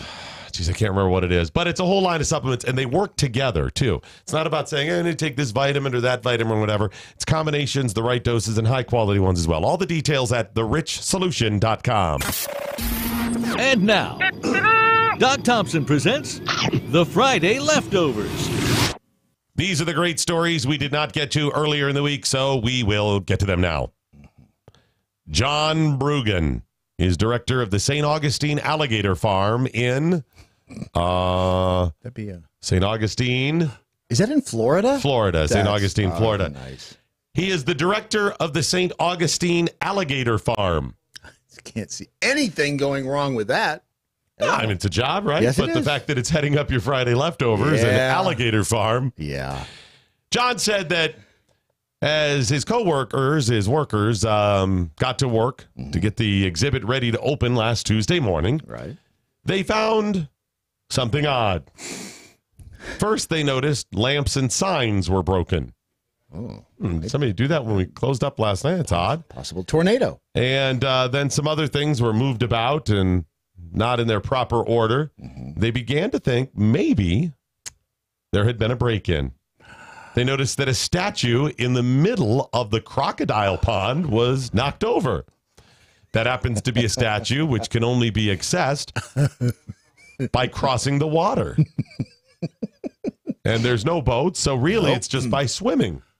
Well, it just doesn't seem that it would be smart to try to swim over to that little statue, does it seems odd that someone would do that. Yeah. Employees then found a pair of short pants. Were they stained? They were torn a little bit, roughed up, and a pair of shoes. Ironically enough, they were Crocs, and they were floating in the pool. Well, and it was such a bizarre scene. I can imagine. It looked so obvious that they began to think it was a prank. Somebody was punking them. Because then they found a whole bunch, a pool of blood at the top of a zip line platform, which sits just over the crocodile pond. And they're like, come on, man. Yeah. So they called the cops just because, you got to do your due diligence. They called the cops, and the cops responded to the call. They showed up. The employee showed them the shorts and the Crocs floating in the blood, and the cops said, I think we've already got your perpetrator in custody. See, because earlier that night, they found a man wandering a nearby neighborhood wearing only boxers and covered in blood. He had bite marks all over his feet and legs. Not from his partner. No. No. So, he could not offer a reasonable explanation why he was wandering around bloody and whatnot. Well, after they investigated the St. Augustine alligator farm, they went back to him and said, were you messing around at the St. Augustine alligator farm? Wasn't me. And he said, oh, no, sir, I wasn't. No. Oh, no, sir, I wasn't. No. Surveillance video at the St. Augustine alligator farm proved other. That's not me. Proved that That's not me. He was lying. No, that was you right there. That's not me. And here's what happened. He climbed a barbed wire fence, got inside the St. Augustine alligator farm, climbed a wall leading to the Crocs, and hopped into the water to swim with the Crocs. That's what you call an oxymoron, because here you have a very dedicated individual who's also an idiot. Right, exactly. Yes. Yeah. So he got in there and realized, ow. Wait, there's a problem with the swimming with Crow. As amazing as you may think it's going to be. I don't know if he thought he was a Croc. I think what he probably thought is that Crocs would protect him from Crocs. Could be.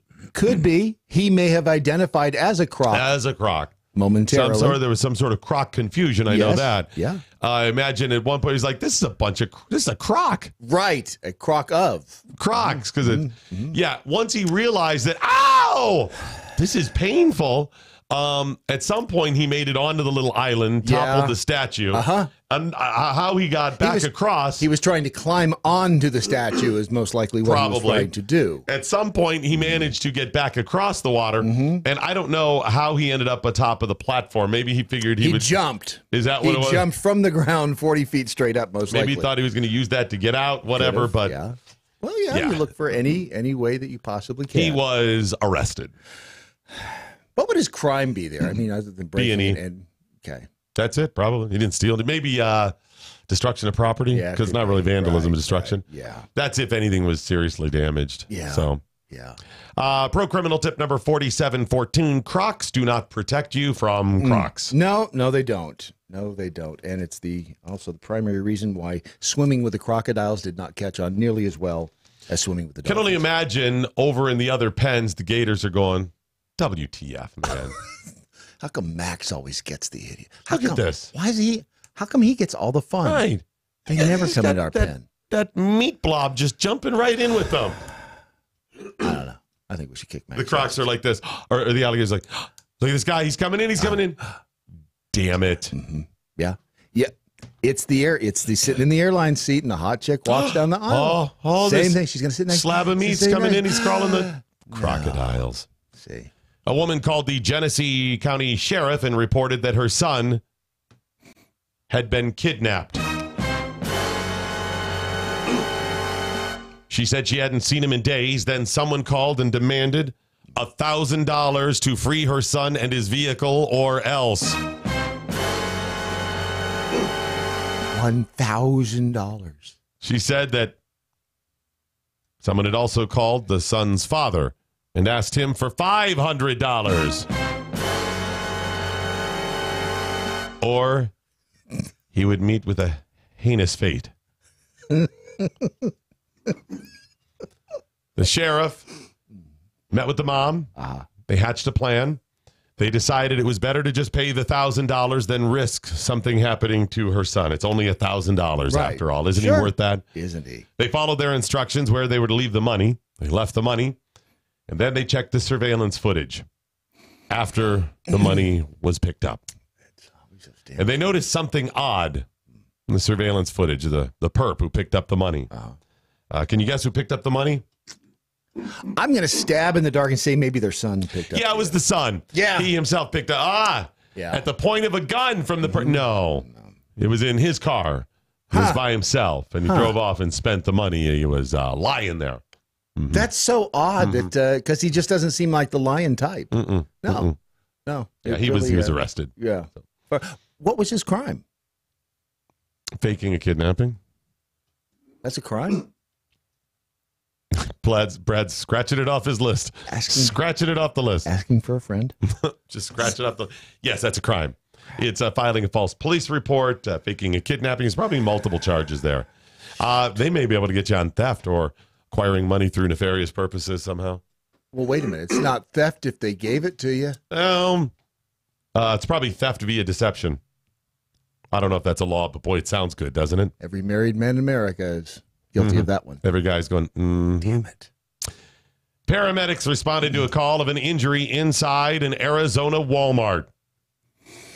A man had accidentally shot himself in the groin. Ow. That's never a good day, is it? You know, it sounds like fun, but it really just never ends. It never ends well. You know, I was thinking about just shooting myself in the groin today. Right? It seemed like a good day for it. The first responders, the paramedics, found the man in the meat section of the Walmart. He explained that he had a semi-automatic tucked in his waistband.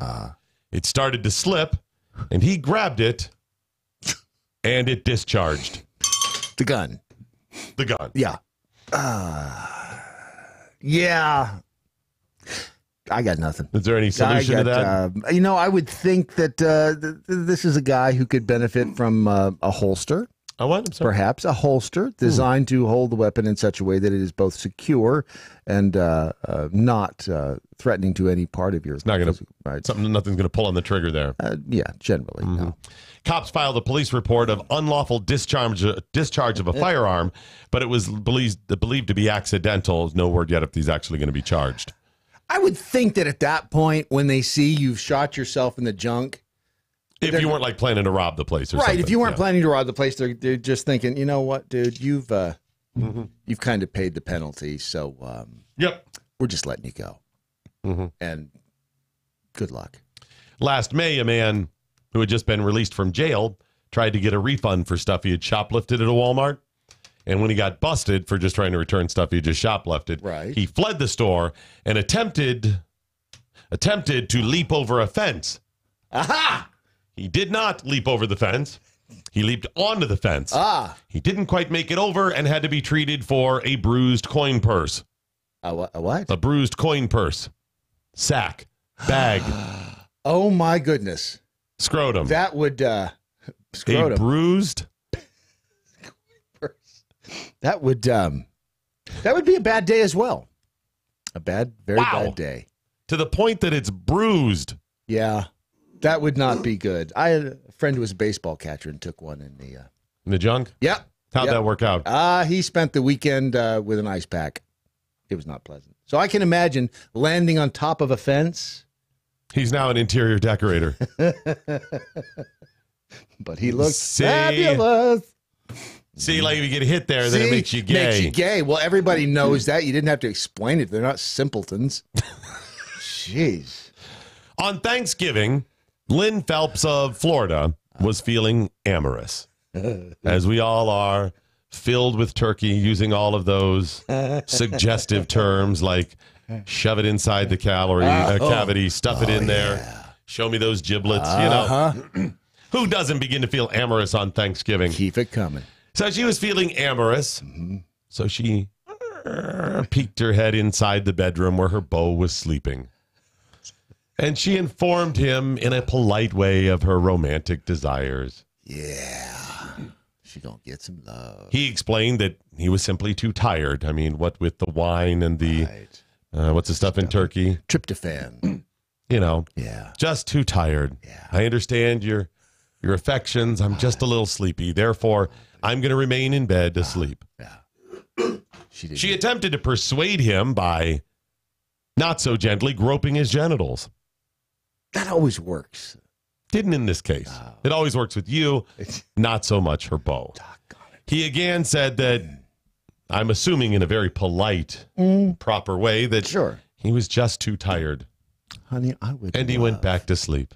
I would love to love, but I'm exhausted. See, I imagine it was one of two ways. Get the F out of here, I'm tired. Yeah. Or, my love, I would love nothing more than to spend an intimate moment with you, gently caressing, engaged in coitus. However, as you see, I am filled with wine and tryptophan. It's been a long day, and I will not be at my best. Rest. Perhaps we delay this encounter. Rest I must. For just a short while. Yes. And then my love, I will give you the proper attention. Pleasures of this. The attention you deserve. World. Of this, right. Either one of those two ways. Yes. So she went back out of the room. A little while later, she returned to again try to convince him. Who hasn't done that? So Who she hasn't done that? Gently began tapping on his leg. Hey, are you sure? Because I could really use a stuffing. Hey, I'm not talking about the turkey. Hey, he just, if I just sleep, she'll go away. Pretended to be asleep. Who hasn't done that? So she attacked him and gave him a black eye. She beat the snot out of him. Well, you know, that's a different way of approaching that problem. I imagine next time she goes, hey. You might consider, in this case, she was thinking inside the box. Most likely. Okay, maybe, yeah. She told cops when they arrived, I didn't touch him, but there were marks on him, and they arrested her anyway for domestic battery on a domestic battery charge, right? I mean, well, that's a bogus story. Women don't do that. It's crazy. It's interesting you say that, because just over a year ago, she was arrested for domestic battery when she attacked a guy who refused to have sex with her. What do these men know? See, You want to know what they know? You didn't ask the most important question. I'm about to. Go ahead. Is she hot? There's a little picture of her. Okay, now, you know what? In all fairness. Oh, no. In all fairness. Oh, my God. Oh, sugar. No, she's not hot. Okay, you were... I was going to say, if you squint, and if I go into the other room where I can't see her and I'm squinting, she's still not hot. I mean, she's not Nancy Pelosi. Let me ask you this, Brad. You are a wise man in the ways of the world. Wizened, even. Wised and wizened and informed when it comes to concerns of the heart. Oh, yes. And genitals. Oh, yes. Mostly genitals. A woman that is this aggressive. Yes. On a holiday that was likely drunked up. Yeah. Who wants some loving. Are you going to have to put a lot of work in? Oh. As I could take it either way. Oh. Damn it. Yeah. On one hand, I believe that it may be one where you're just like, all right, go ahead. But I think she's going to want she's going to want you to be engaged. Well, that's just it. And you made a big mistake right there. You can't just say go ahead because he's not in prison. He can't just lay there and take it. He has to be at home. And that's why I'm asking you, though. But when she's this aggressive, can you just lay there and take it? Because she seems pretty driven. She was already in his, general region there. She was working. She was working it hard. So maybe you, in this scenario, would have to give it less. But there's still going to be an element of laying there and giving it. Yeah, you would have to. Yes, it would be. That's when the chore kicks in. Okay, so because I look at her and I go, yeah, not attractive, but you've already got your eyes closed and it's dark. Yeah, but you can also smell. when you're there. And she looks stanky. Yeah, it's not. The smell is not going to be. She doesn't look enticing. like she's probably a smoker. You can see. Mm-hmm. Yeah, yeah. So she gets up there close, and you're smelling the Dale Marlboro. You've already got the scent of the trailer. Oh yeah, it's just dripping off of her. Yeah, that's not going to be good. No, it's not. All right, I guess you're right there. Yeah, it's. By the way, how old do you think she is? She looks 40-ish, maybe. She's 31. She's. You know what? She. Trailer life be good for you. Rode hard and put away wet. Yeah, that's a lot. She's a lot. That is 31. So, Brad, how do you think that's going to look another 10 years down the road? Sarah Jessica Parker by comparison? If she at 31 has to assault people to get them to have sex with her, mind you, guys want to have sex with women. Most do. Yeah. Yes. 10, 15 years down the road, this woman's in trouble. And by most, I meant most women. We want to have sex with most women. That's yes, what I mean, yes. And most guys. Yeah, she's going to be... she's got she better figure out another method here. She might want another inducement. Yeah, maybe even zip-tied suitors. She just needs to find guys and kidnap them and zip-tie them. And okay, so here's your options. Look different. Yes, maybe, I don't know, shower. Let's just start with showering. Lose a bunch of weight. Yes, not be so tighten fat. that stuff up. Yes. Do something with the hair and the face. Become somebody. Brush your teeth. Do a 180 looks-wise of what you're doing now. Yeah, look in the mirror and decide... I don't want that. Exactly. It needs to be completely different from the opposite of what this is. Yeah. Now, if you can't go that route because of limited funds or ability to change, I mean, I don't think are they doing head transplants? Because if they're not, she's going to have trouble changing her look. They might. Okay. They might be able to. So assuming they can, she has limited options, then you're going to have to come up with some other inducement, like just lay there and take it, as opposed to lay there and give it. And then the scenario changes, possibly money. Money would, I don't know. In this case. Take a look at that, bro. Take a look at that. $2,000. $2,000. How long? How long? Half hour. Damn, that's a long time. What do you do with the other 27 and a half minutes? Well, it's not so much about you, even that other three. Okay. It's about taking care of business, making her feel special for half hour. Okay, so half hour of... that's $4,000 an hour. That's quite a salary. That's some good money. Right. But I'm considering the fact that it would be almost as pleasant as going to like a porta potty and jumping in. True. So what's your... $2,000. $5,000. $5,000. I'm considering it for 30 minutes. So are you in? Are you in for 5,000? I don't know if I'm that far, but for $5,000, 30 minutes, I could probably stomach that. Yeah. In fact, I'm willing to treat this as a regular job. $5,000. Yeah. $2,000. I mean, I'll go there once a week. For 5 or for 2? For 5. Would you do it for 2? Sure. Every week? Yeah, once a week. It's $4,000 a month. It's 48. That'd be $8,000 a month. What did we say? Once a week for 4,000? 2,000. Yeah, 2,000. I thought you said for 2,000. 8,000 a month. It's 90,000 a year. Almost. It's a good living. It is. Well, it's money. It's a half an hour a week. Yes, I could for 2. Yeah, but there are going to be days when you get up and you think, oh crap! Today's the day. I've got to go in and do that again. But and you're like, the second you're done, you got the $2,000. And you got in cash, and you sob gently in the shower by yourself for about an hour. And a half. Scrubbing, Physoderm, bleach. Yeah, muriatic acid. And then you get stoned to forget about it. The rest of the week, you're good. That's true. Because you really, I mean, if you're doing that $2,000 a week, you don't really have to have another job. I mean, if you are somebody who's... I think your job then is therapy. Yeah. Yeah, that's a good point. Now you have to balance the $2,000 income with how much is therapy going to cost? Because that's expensive therapy to get you. That's worse than PTSD right there. It's a good point. So you're probably going to net $1,500. Yeah, it's like, so let's say it's every Friday. right? That's the day. And you go. Does it have to be Friday? What day? What day? Middle of the week.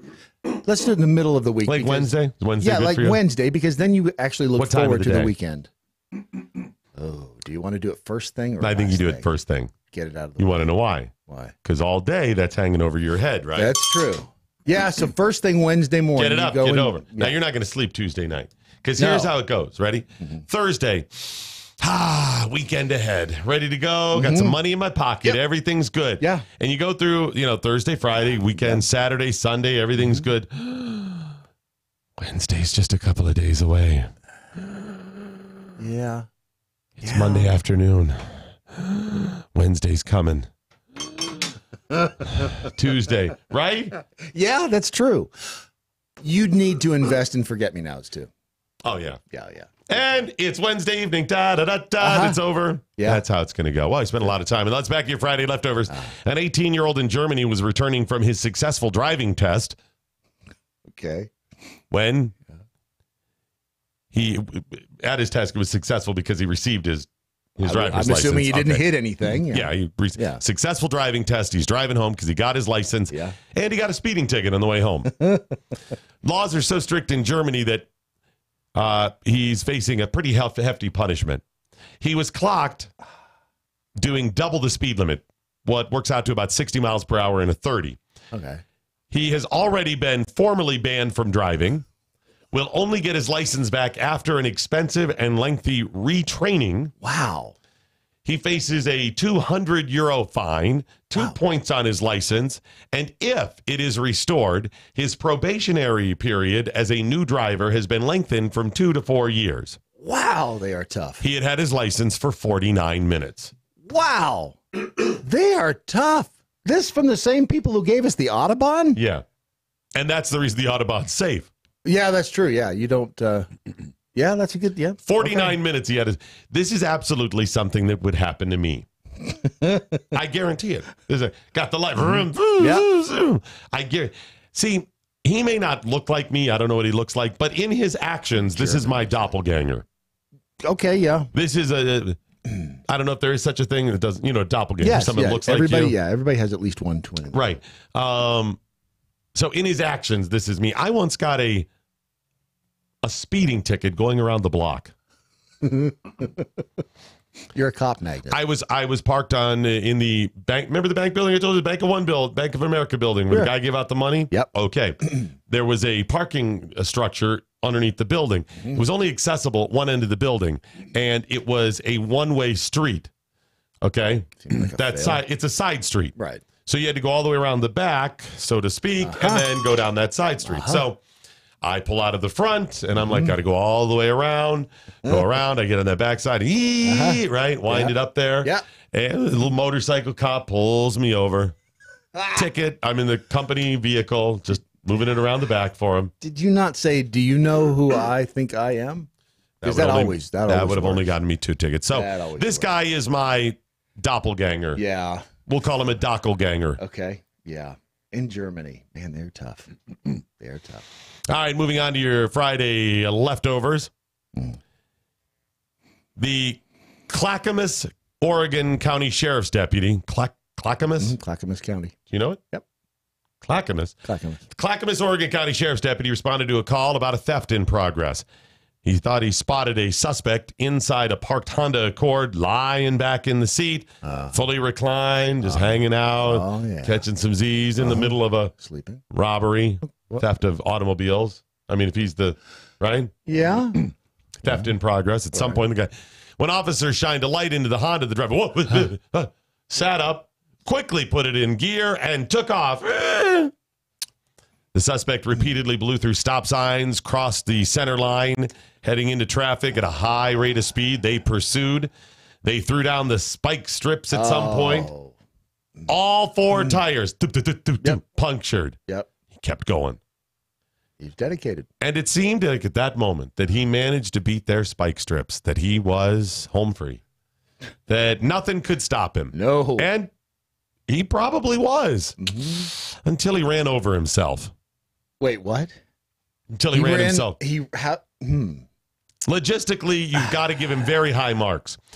After he punctured the tires, the car became a little difficult to steer, and it was kind of a twisty road. And Tends to do that. He bumped into a retaining wall. And that's going to slow the vehicle. So he leapt from the car to flee on foot. Ha ha! I still got my legs. Yeah, that's. But he ran in front of the car that he didn't put in gear. Put in park.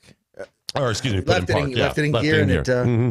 And he ran in front of the car that was still moving, and it ran him over. He ended up being pinned under the Honda, inside the car, the stolen items from the robbery. He was arrested for attempting to elude police, reckless driving, unlawful entry into a motor vehicle. I only wish that they had charged him with hit and run and assault with the vehicle. Wouldn't that have been great? He may not have pressed charges against himself. No, I'm taking this guy down. Already did.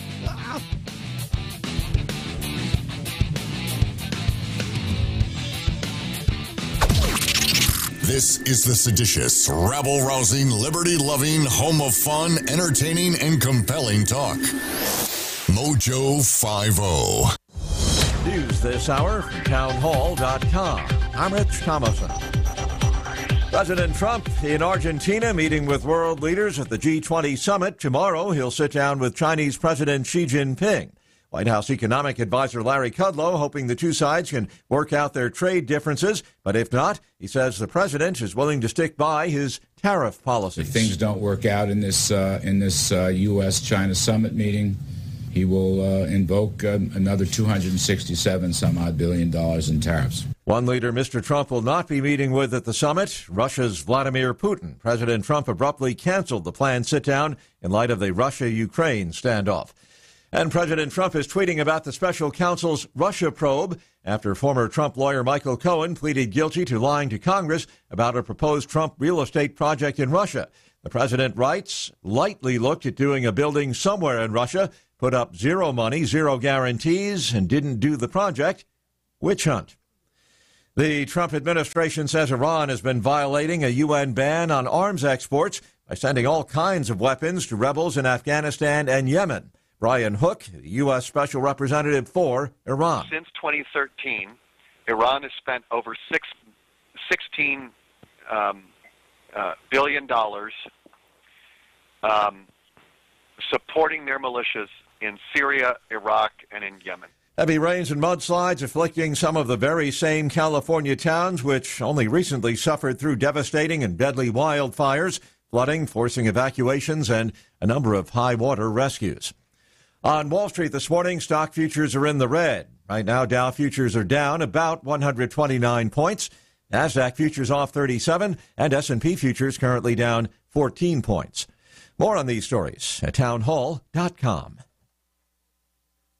Never Forgotten Apparel is more than just a premium women's and men's clothing line. It's a movement to remind us to wear American-made and serve those who serve us, our heroes. Never Forgotten Apparel gives 20% of their total sales to nonprofits that support homeless veterans and off-duty firefighters, and 50% to individual veterans and firefighters in need nationwide. Check out neverforgottenapparel.com, use promo code DOC, and get 15% off your purchase. That's neverforgottenapparel.com. We've arrived. What do you mean? We've hit the big time. What are you talking about? I didn't tell you. We're live on MoJo 50 now. Oh, that.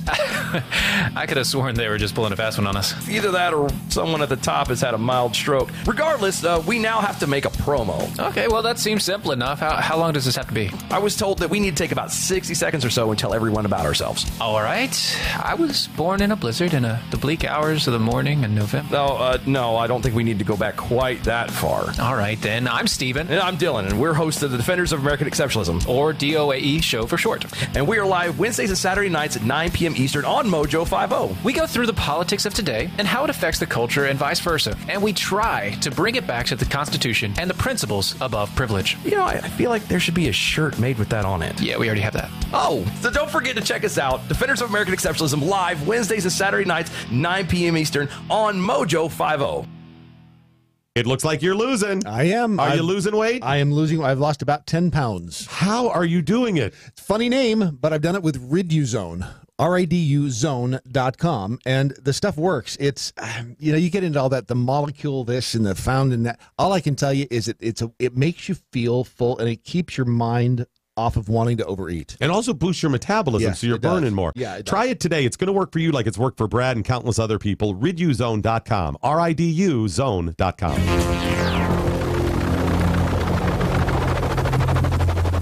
The mothership has landed. Hey there, it's your Daily Mojo. Doc Thompson and Brad Staggs. Thanks for the extra donations today at our GoFundMe account. It's not GoFundMe. It's our crowdfunding account, Indiegogo. Yeah. It's become Xerox. Yeah, it has. And Or Google. Kleenex. Kleenex, same thing, where it's a generic term. Yes. That's if you're the company, that's both good and bad. Yeah, you will. If you go look for our GoFundMe, you will not find it because it doesn't exist. I thought we had an account. It's Indiegogo. That's a bad name, by the way. See, it's independent go-go dancers. That's if you go to where they got it. Indiegogo.com and just Google MoJo. Why don't you just go to Mojo 5? Go to mojo50.com and click donate. That's a whole lot simpler. You could do that, but if you are searching, and I think I tried searching on Indiegogo with Mojo 50. Is that why we used it? Because it rhymes? I have no idea. Indiegogo Mojo 50. Do you? You think I pay attention at those meetings? Oh, I don't know. Okay. When we make those. But I think I searched Mojo 50 and it didn't come up. And it okay. So just do Mojo. Okay. Just go to mojo50.com and click donate, and it'll take you right to where you need to go. It's the final day, so you don't have to hear us blah, blah about this much longer. Yeah. And for those of you that donated this morning after, I had to give you a little motivation. No longer. I'm actually shocked that Matlock, that guy who was show after us. Yeah, the lawyer. He said he was shocked, and I agree with him. I'm shocked that somebody didn't bite on the $10,000 we show up at your house. Naked. Just to mess with us. Granted, people don't have a lot of money. It's a garbage. You have to have somebody who can just piss away, $10,000. You don't need it for real stuff. You're not pissing it away. You are changing the climate in this country. We'll see. We'll see. I mean, you're doing some good. We hope to. There's nothing better you could do with that $10,000. But I mean, most of us are like, wow, that's a lot of money I actually needed to live on to pay my mortgage, to pay for the kids' college. It'd be somebody, you have to have a disposable income where you could go, $10,000, yeah, it's money, but I'm okay without it. Yeah. But so what that shows is we need more rich people in the audience. Yeah. I mean, you could blow it on your own plane or whatever. I'm just shocked. Maybe the inducement should have been pay us the money or we show up. That's good. Yeah. You don't give us cash. We will randomly show up at houses naked on Christmas. And the thing is, you don't know if it's going to be your house. No, so you don't. Donate. Right. And you automatically are added to the list of do not go to houses. See what I'm saying? There's a way in here. The thing is, we'd never make it to most houses anyways, but you do want to take that chance. Don't tell them that. They're not. But they don't want to take that chance. Right. And the more you give, the less of a chance we show up. Oh, yeah. So even if you gave us $10,000, there's still a chance that we might accidentally show up. But less of a chance versus the, say, $200. Yeah, exactly. And so if you There's an idea in here. Yeah, I think there's the germ of an idea somewhere. Now, who would people least want to see show up at their house? I mean, obviously, Chef Patrick. No one wants that guy around. Although, I don't know. He can cook, and I could probably put up with the blah, but with blah. it's the blah, blah, though. We'd never argue about the toilet seat. That's a pro. Yeah, I guess. But you're right. No, it's the constant yammering. It just it doesn't stop. Here it is. Pay us or we show up with Alexandria Ocasio-Cortez. Now that's worth your cash right there. That is worth the money. Think of it. I mean, you buy auto insurance, you buy homeowners insurance. This is Noriega of them. Noriega. From Panama. I know who he is. What did Noriega. Do you remember when he was held up inside his little mansion or whatever and he wouldn't come out and they blasted rock music all 24 hours? Except we don't blast rock music because I was always like, sure, bless that GNR, sure. No, we do speeches of Alexandria Ocasio-Cortez. That is good. And you cannot rebut. No. And eventually your brain melts. If you hear that enough, your brain how long melts. before you come screaming out of the house? Oh, yeah. It does not take long for me. Your brain it does liquefies and starts running out your ears. I'll make this. What are you going to do? I could listen to that. No. It would be. It would not be a full day, and I'm out. I can't listen to her. Yeah. No. It would be like an acid drip on your, let's say, your foot. Slowly. Slow, just a drop of acid. And not the kind that burns right through. It's just the kind that burns a little bit. Like paint stripper. You never get a paint stripper on your hand? And it slowly gets worse. Yeah, right. So just a little bit of paint stripper. I've never had paint strippers on my hand. They're actually more expensive than just the regular strippers, but they're a lot more fun. So if you'd like to donate, I'm not sure what program we have yet, but we got an idea. I think we fleshed out now too. We fleshed that out real good. So just go to MoJo50.com. It's the final day if you want to donate. Did you see the story of the man with the beer belly that was mocked for years? He was teased for years because he had a beer belly, and it turned out all of those people should be ashamed of themselves. It wasn't just a beer belly. It wasn't just fat. The man had a 77-pound tumor in his abdomen, and they mocked this man. Her name was Lorraine. No, it was actually a tumor. This wasn't the wife thing. Yeah. She weighed more. So they kept going, come on, Pudgy, lose weight. Where you get the beer belly, and it turns out it's a tumor. It's not the tumor. It's not the beer belly. It's a tumor. 77? Right. Good grief. That more is than a person. 76. It's more than 75.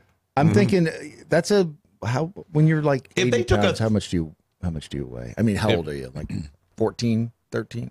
I don't think I'm thinking it's like having a small child inside you. Mm-hmm. Yeah, I'd say that. Wow. If you had a 40-pound tumor in your abdomen, that would be... It's not the tumor. Massive. Yes, it would. 40 pounds. I mean, that is... He had almost double that. That'd be like the size of that speaker over It's there. huge. It's huge. It's big. It's really so, big. I'm just saying, before you mock people that are a little overweight, maybe thick around the middle there, maybe ask if it's not just weight gain, it might be a tumor. Yeah, in which case you should seek medical attention. I'm just saying, if there's anybody that you know that maybe could shed a few pounds and maybe you've been like, hey there, Tubby, it's anybody at all, anybody at all, it might be a tumor. Don't talk about Ron that way. I'm not talking about Ron. I'm just saying anybody else at all other than whoever Ron is, anybody else that's close to you and sitting very close to your left. If there's anybody that might, I'm just saying, maybe you head down the Riduzone path. Well, I mean, if you wanted to lose weight and you wanted to if you've got your head in the right place now, if you finally decided, look, I am tired of resembling a small German automobile. See, what you say is this. Hey, Pete, or let's say your friend's name is Brad. Let's say it's Brad or Bradley. It's not uncommon. It's a lot of people know Brads in their life. I mean, your name's Brad. I know a Brad. So let's say your friend's name is Brad, just, hypothetically. And you go, hey, provided you don't have a 77-pound tumor inside you, why don't you try Riduzone? Right. I long for the days when Jeffy works with us. I certainly do. But Riduzone is a secret weapon. Secret. It is a secret weapon that will help you in your quest to lose weight, because losing weight can be tough. You have to have there's no magic bullet. There's no magic pill that you take and all of a sudden you wake up the next day and you're thin. You have to put some effort into it, but it's very hard to do unless you have the right toolkit. And Riduzone, if it's in your toolkit, you got the right tool. Now, the OEA, the molecule that Riduzone is based on, does not, that we know of, help eliminate 77-pound tumors.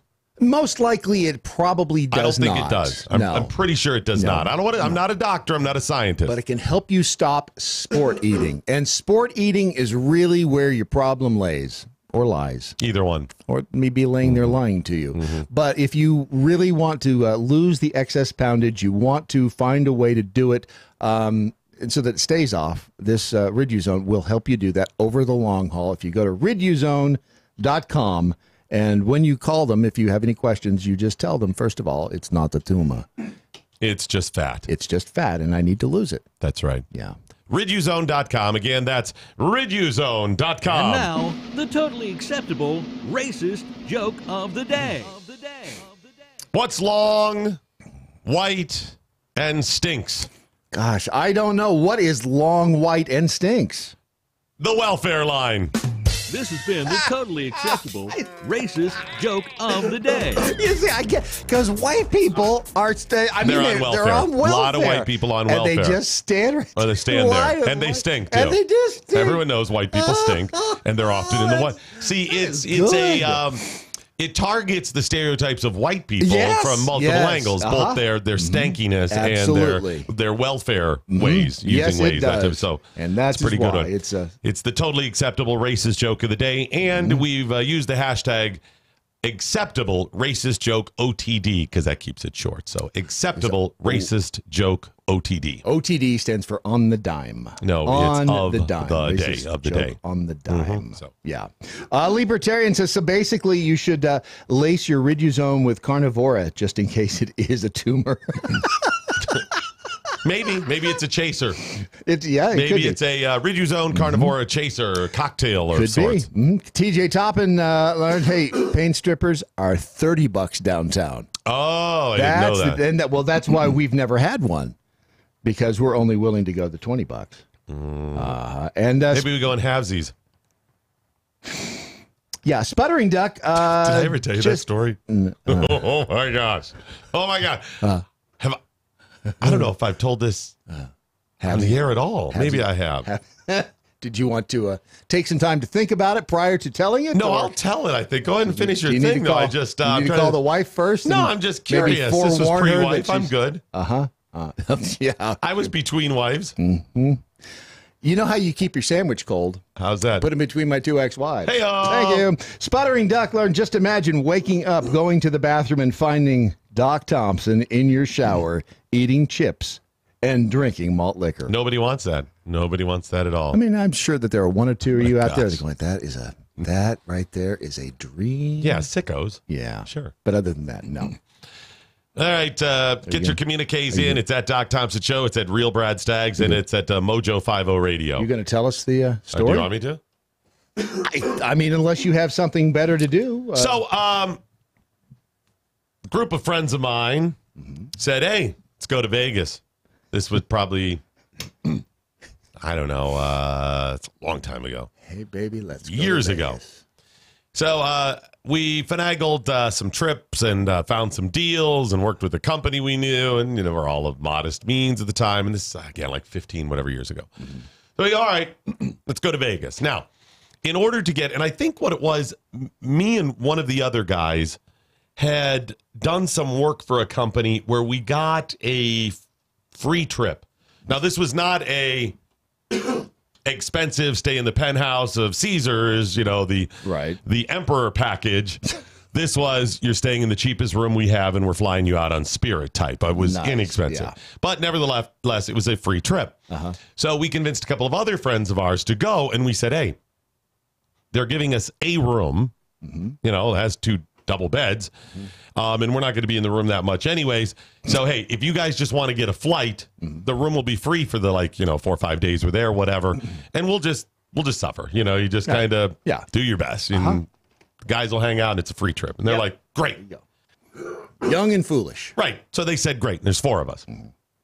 Well, we had made that offer to a couple of other people, too, and they didn't get back to us, and they're like, hey, we want in on that. And we're like, hey, you can't, whatever. We gave them. They're like, all right, well, maybe we'll still come. We'll work out a deal, whatever. Right. So there ended up being another room at a different place that was cheaper with other friends. Okay. And I want to say there ended up being 4 of them. Okay.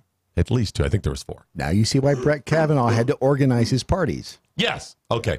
So 2 groups of friends staying down the strip from each other. Right? Got it. So I had this one friend. We'll call him Tom. His name is Tom. Okay. And Tom was like, I want to see strippers. And I said, there's plenty of places. Go to the Olympic Garden, go over on Industrial Drive. And he's like, yes, that's where they are. I saw these cards on the strip where you can get strippers to come to your room. Collect all 52. I love that sound. They hand those out there. That's what you hear when you're walking down the street. That's what they do. I tried to call and we said, okay. And he goes, look at this one. This is the one I want right here. This is her. She's got to come to the room and strip. Did you explain that Brad, hang on. Let me explain. I wasn't paying all that much attention. And it says strippers come to your room.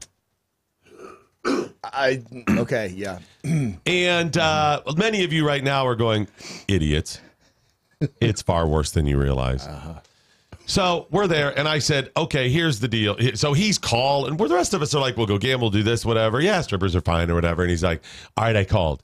She'll come to the room for, I don't know, it was like $100 an hour or whatever. I don't remember the price, but it was, well, divided by 8 of us. I was going to say $100 an hour. That's like, I can't do the math, but it's not pricey. No, I that would be $12. Is that it? Sure, absolutely. So he said, all right, fine. So we're in the hotel room, whatever. Waiting. Buddy of mine is in the bathroom. The 2 dudes, Tom and another one of our friends, sitting on the beds. Right. And I'm out on the balcony making a phone call. The rule was, when she got there, if she was not attractive, anyone could pull the plug and we were out. Well, if they were the only one who thought it was she was unattractive, why didn't they just get the hell out themselves? Well, because everyone was on the hook for the cash. Okay, all right. So you needed each investor because they couldn't send the one when he'd called. Right. You know, the stripper that he wanted. So you needed all those investors, and he was a little worried about it. Whatever. We said, okay, for their money. Okay. Anybody's out, we're out. Got it. So I'm out, on the balcony, just doing the phone call or whatever, and I can hear her talking, and I hear her go, "Oh." Okay, there's 2 of you, yeah. I don't know. I'm not paying attention to it. You were talking to your pastor, no doubt. I don't remember who I was talking to. Maybe the ex, something like that. And I go, oh, okay. And I walk in off the balcony, and she goes, oh, there's 3. Well. And she's just puzzled, and I'm like, what's it? And right as she's working her puzzler, she's figuring and factoring. Our 4th buddy walks out of the bathroom. And she says, that's, so how long do you want? And we're like, an hour. My buddy's like, an hour. And she's like, that's not a lot of time. She meant, when she said not a lot of time, she meant not a lot of time per person. Because she wasn't, in fact, a stripper. She was, in fact, a hooker. Oh. Now she's thinking, I'm going to have sex with all of these men. Right. And the men, and I'm just not, I'm preoccupied. I'm not leading this charge. And it starts dawning on me that something is wrong. She was fine with it, but she's like, you're just not giving me a lot of time, but we can try. She's a capitalist. She's like, we'll try. Yeah. Sure. She had the go. She had the. And all of a sudden, I'm like, she's a whore. And I've got the raised eyebrow looking across the room at my buddy like trying to do the mental. She's a I mean, she knows she's a whore. I could have just said it's a whore, guys. It's a hooker. She's not one. I could have said it, but somehow the gentleman in me who was willing to watch the stripper in the hotel room, the man in you, the man inside me says, maybe try it. I couldn't say it, right? Right. So I'm looking at him going, like doing the eyes. Hooker, that's not what's going on. Hooker. And my friend Tom's going, great, done. Get the money out. He's just wanting to see it, right? So, right then. Yes. Just then. Yes. As she's doing the math, an hour, 4 of them, 60 minutes divided by 4. Let me get my calculator. It's at least 20 minutes. And I'm going, guys, you're not... Hooker! Just then, in Lenny and Squiggy style, from Laverne and Shirley, the guys from the other hotel room bust in our room. Hello! What's happening? And they walk in and shut the door. Nice. And she's going, wait a minute. There's not enough of me to go around. And I'm looking at them going, no, we're out. I'm out. So then I start doing that. I'm out, Tom. Tom, I'm out. Zip, because that was the easy way without going, whore. Right. And Tom's going, oh, you got to do whatever. Right. And other guys were like, what's going on? I'm like, guys, because by this point, there was enough that distracted her. Yeah. I walk over and I go, guys, she's not a stripper. She's a hooker, My friend, we'll call him Chip, because his name is Chip. Some of you in Cleveland may know him. Goes, I'm out. We start heading to the door. Okay. And Tom sees this business deal falling apart. Still not getting it's a hooker. Right. Because he's still looking for the action. He's like, but guys, and I forget how finally it all went away. She left, and I was like, Tom, hooker, what's the matter with you? So we head down the strip. Tom and my other buddy, Scott, we'll call him Scott. Okay. Yeah. His name's Scott. Tom and Scott are walking behind us. Charlie Brown. Womp, womp, womp. All dejected style. Just wanted to see a stripper. And Scott or Tom, one of them says to the other, I think I still would have done it. And the other one goes, I would have too, now that you say it. And I pause. I go, she's probably still in the lobby. Okay. And they second chance. Right. They quickly start getting the cash, going through their wallets, whatever, blah, blah, allotted amount of money for the trip. Added up. Right. The two of them for that are willing to pay the full fee, and each one of them take. Now, I don't know the logistics of what they were planning once they got there. Were they going to play through the back nine? I don't know if they were each going to take, a different part of the course to play. Right? I don't know if one was going to play the course and then the other one. Well, it's I don't know if it was a round robin. Right. Yeah. I mean, you don't want to run into your buddy on the course. You do not. That could be awkward. So there's I don't know. I didn't ask. All I know is the two of them. Big grins on their face, were high stepping it, waving money in the air Get rain as they on down here. ran north down the strip on the west side of the road. They were just running down there, la la la la la la la la, in the candy store, and just off in the laughing into the distance. And the rest of us just laughed and went about our business. And about an hour, they came walking back, all dejected. She was already gone. Oh, that's She'd already left. sad. I was hoping for a happy ending. Yeah. But they did meet her escort, her handler, her manager. Okay, right. Her talent who manager. was quite concerned that she had invested the time to come to the room. Oh, snap. And then they're like, no, we're in now. And he was like, no, F that. And it was an awkward situation for a few moments. So. I can imagine it was because they don't play. Yeah. They don't play. And they, so how much did they blow on the? I don't think they ended up at all. I don't think that happened. They didn't have to give him any money? I don't think so. I think it was cool. Wow. Because there were not services rendered. She did invest the time, but it was only, like 10 minutes as this thing played out. But he was still unhappy. Right. I can imagine. Yeah. I mean, you work on commission, and you're thinking, look, this sales deal was almost closed. I mean, we were right there. They were willing to sign the deal, and then at the last second, they pulled out. Yeah, I mean, so that's that's going to be trouble. Managers, frustrating. Very frustrated by that. Very frustrating, and I can totally understand his angst. Yeah, that's his angst.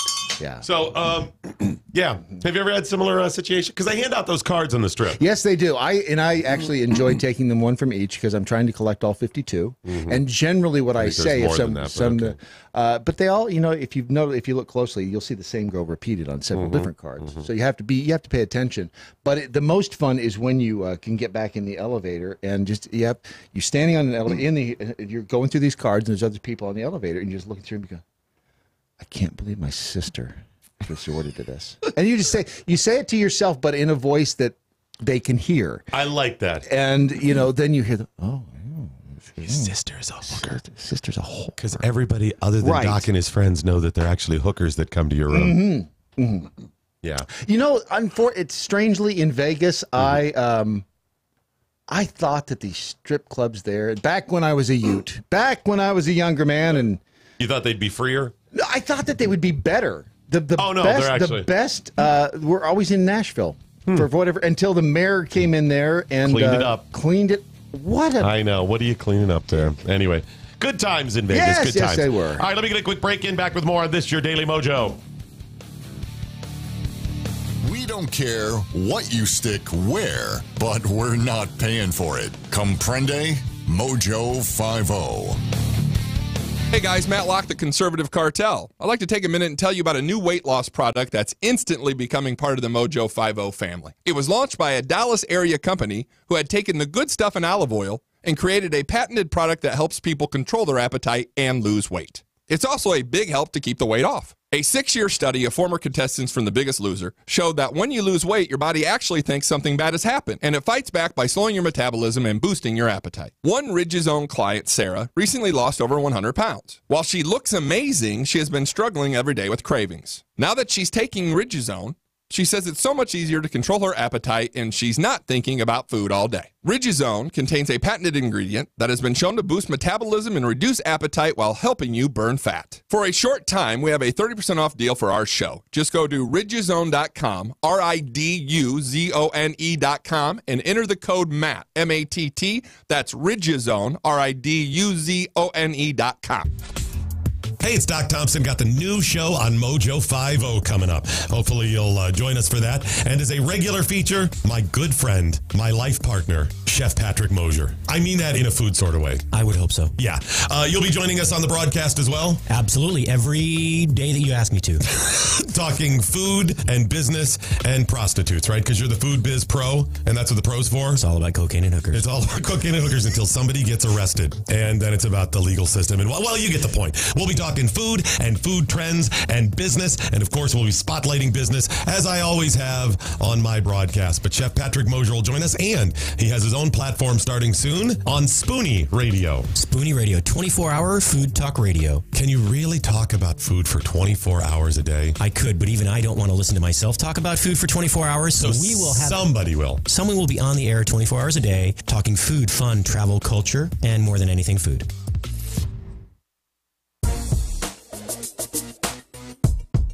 I get your communiques in, and I have a story I'm going to need your help with. This one's a little tricky here. I have some strong feelings on it, but we'll get to that in just a moment. Okay. First, though, Brad Staggs wants to remind you to save your heart. Here's the thing: I was over in the MeWe chat room, and I was reading some of the comments from the jackholes and the. And by the way, you're welcome. And I started thinking, you know what? Each one of these little perverts over there really needs to, I say that with all due respect. With all due respect. And really, you're not saying you're not a pervert. Correct. Oh, correct. Okay. I'm not. No. I'm not at all. I'm just saying. No judgment. No. It was just an observation. Hell Got no judgment. Oh, okay, good. No, absolutely no judgment whatsoever. I'm just saying with some lifestyles, you might want to consider, I don't know, taking better care of yourself in some other areas of your life, because if you are leading the lives that you appear to be in that chat room, it's probably a really good idea that you make a little note on your calendar today to go to SaveYourHeart.com. That website again? SaveYourHeart.com, because you see, it's the place where you can find the Pauling Therapy Essentials formula, and this is a way to your heart is a muscle. Mm-hmm. This is a way to ensure, or at least help that muscle get stronger on a daily basis. And what this is, it's preventive maintenance for what you are doing to your body in the future. And from the comments, again, in that chat room, the things that you're going to be doing to your body and other people's body in the future are going to require that you do some maintenance today. You want to be in the best possible shape when you're doing those things to those other people or to yourself. And you remember, it's about balance. You want to balance the questionable things in your life with things that you know are good. And that is where SaveYourHeart.com and the Pauling Therapy Essentials formula comes in. This is a good thing. Remember, good. Pauling Therapy Essentials formula, SaveYourHeart.com. Good. The things that you were talking about and the things you're planning in that, I'm not going to say bad. I'm just going to say questionable.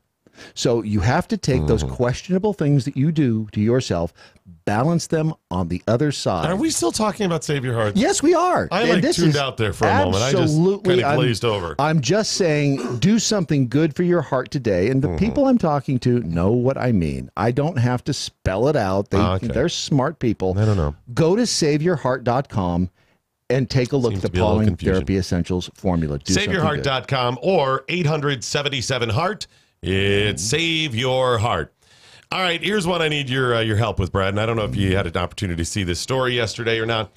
A lady by the name of Tracy Redford was boarding a Southwest Airlines flight in El Paso, that would be Texas, along with her 5-year-old daughter. Okay. Did you see the story? I did happen to gander at that. I'll bet a lot of people did. This hit fast and hard yesterday. Yes, it did. Even my wife sent me the story. I looked it up to see if it was a scam because it just seems like it. And as it turns out, it's at least partially real. When I say partially, I mean maybe her perception is off or something, but it's a real story. Okay. While boarding the plane, she heard one of the airline employees mocking her daughter's name. That is, we talked about names yesterday. Yes, we did, and it's not very nice to mock someone's name. That's the most. Her daughter's name is, and I'm going to spell it for you. All right, it's A. Okay. B. C. D. E. A. B. C. D. E. Her name's Abkada. A, B, C, D, E. That's amazing. I have that same combination on my luggage. That is what we call a stupid name.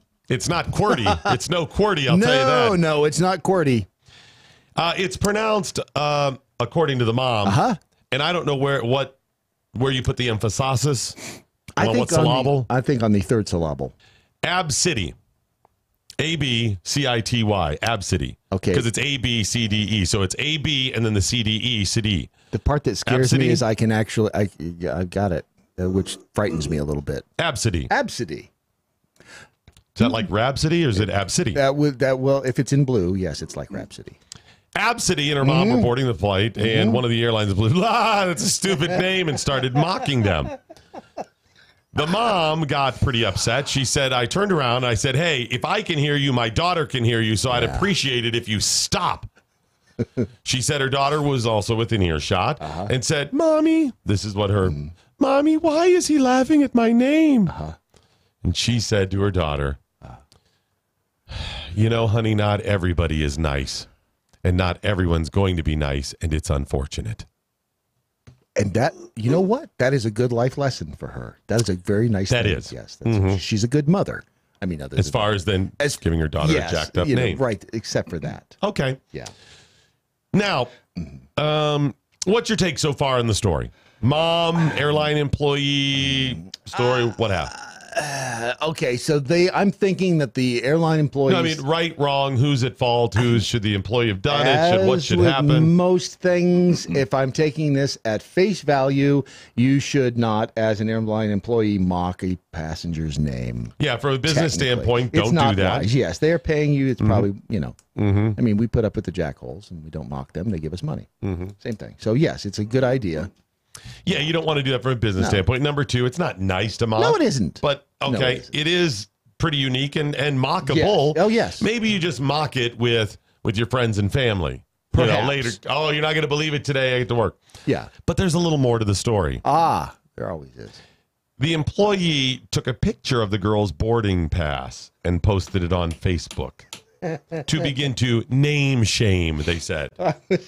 I was going to suggest, actually, in jest, that they take a picture so that later they could mock it among themselves. But there's the second. If you're my employee and you mock somebody's name, provided you'd been a good employee outside of that, I would give you a break. Yes. There's going to be a slight punishment, definitely a reprimand. Yes. And I'm going to say knock it off. Yes.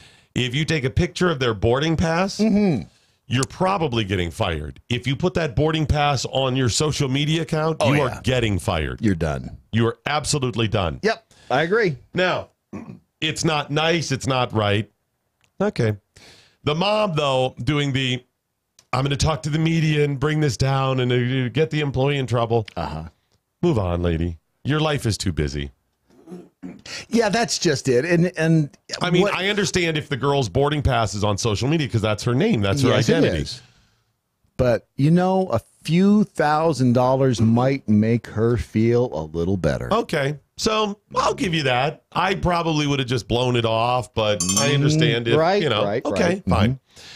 The mom, though, went through the social media accounts of the employee and said that in the past, that according to the worker bee's social media accounts, they've been a pretty horrible employee. The worker posted a photo at one point of herself, it's a female employee, intentionally throwing a bag on top of a passenger's carry-on luggage because she knew someone had just put their pizza in it in order to mess with the pizza. What a bitch. Right. She's messing with food. That's crossing the line. Right. And she had mocked other people's names and looks online, having taken pictures of them and stuff, too. Now, employee, there's going to be times, funny stuff. You want to go home and tell your spouse you're not going to believe this or friends? Okay, fine. That happens. We all do that. Posting stuff. Sorry, you got to go. Yes. Done. And if you're this big of a jerk, it now goes above and beyond you just being a bad employee. You're a pretty bad human being at this point. You really need some help. What's miserable in your life that's making you do this? Right. And I even understand some funny things. That's like when I play practical jokes. I always tell people. You do that? I love practical jokes. It's an odd name for them because they're very impractical. Yeah, true. They are impractical. If they're jokes that harm people, I've never understood that. I've never got, that's part of the reason when I say, rule number 3, always come clean. I always tell you if I'm done it because I get accused of stuff and I'm not someone that's going to knowingly do it. I mean, if it goes wrong and you get hurt, I feel horrible. Yes. But it's not my intention. She's getting her kicks from seeing people suffer. Yeah, that's not That's cool. not good, guys. Not at all. That's not good. It's low-hanging fruit, too. Yes, exactly. It's not professional. It's and again, there's something, I'm not kidding, there's something in this woman's life that's making her do this. She's miserable on some level. And it's not like the mom and daughter, you could even say, well, they deserve it because they're a-holes or something. No. It's still not right to do that, but at least you can offer some sort of, She drew first blood. Right. And Taylor Swift said it best. Someday I'll be living in a big old city and all you'll ever be is mean. Okay. I'll give you that. I don't know why you know that quote, but that's okay. I'll give you that. I'm trying to ignore her political leanings. Got you. I like Taylor. Is it just because she's hot? She is hot. Okay. I just like Taylor Swift. I'm not afraid of it. So don't be an ass like this. Yes. What the hell are you doing? Yeah. Stop it. Which area? Southwest? This is Southwest. Southwest offered an apology. Yeah, well, and the reason it's surprising is not that Southwest is incapable of having this happen, make a mistake, a bad employee, or are perfect, or the greatest airline. But one of the things that Southwest has always valued is customer service. Yes. I'm not saying they've always gotten it right. Don't get me wrong. Right, exactly. They have led with a company culture of service. Yes. And they used to be better. They used to be better about having fun, and all of their flight attendants would wear, the shorts and be. Now they've gone to kind of that corporate image, so they've kind of gotten uptight. Southwest in today's try everything the court of public opinion and the media had to offer an apology. Oh, we extend our sincere apology to the family. We take great pride in extending our Southwest hospitality to all of our customers, which includes living by the golden rule and treating every individual with respect, in person or online. The post is not indicative of that care, respect, and civility we expect from all of our employees. We have followed up with the employee involved, and while we do not disclose personnel actions publicly, we are using this as an opportunity to reinforce our policies and emphasize our expectations for all employees. So many words. So many words. I'm guessing they didn't fire the employee. I bet they didn't either. And here's why. They have not announced whether or not they have. Media has reached out and they have not said. They keep saying personnel actions. Right. And while at times companies will say that, and there are some legal constraints, when it's bad enough, don't they always say, we fired that person? Yes. Oh, absolutely. So and how about this? The employee got busted raping children in the bathroom. Yeah. Would they have said, well, we do not discuss? They would have said that person is up and gone. Yes, they are no longer with our company, and appropriate legal sources are being maybe the employee's gone. My speculation is they are not. Why would they not be gone? In what way would you not fire this employee? In a word, union. Union and possibly My speculation is it's a minority thing. Not that white people, non-minorities, couldn't be involved. Of course they could and have done things like this. I'm wondering if they are worried about future lawsuit. Oh, yeah. The answer to that is yes. Every company is always worried about that. But yeah, they didn't. It didn't give the employee's name. No, did not give the employee's name. Oh, we know it's a female. And here's the thing.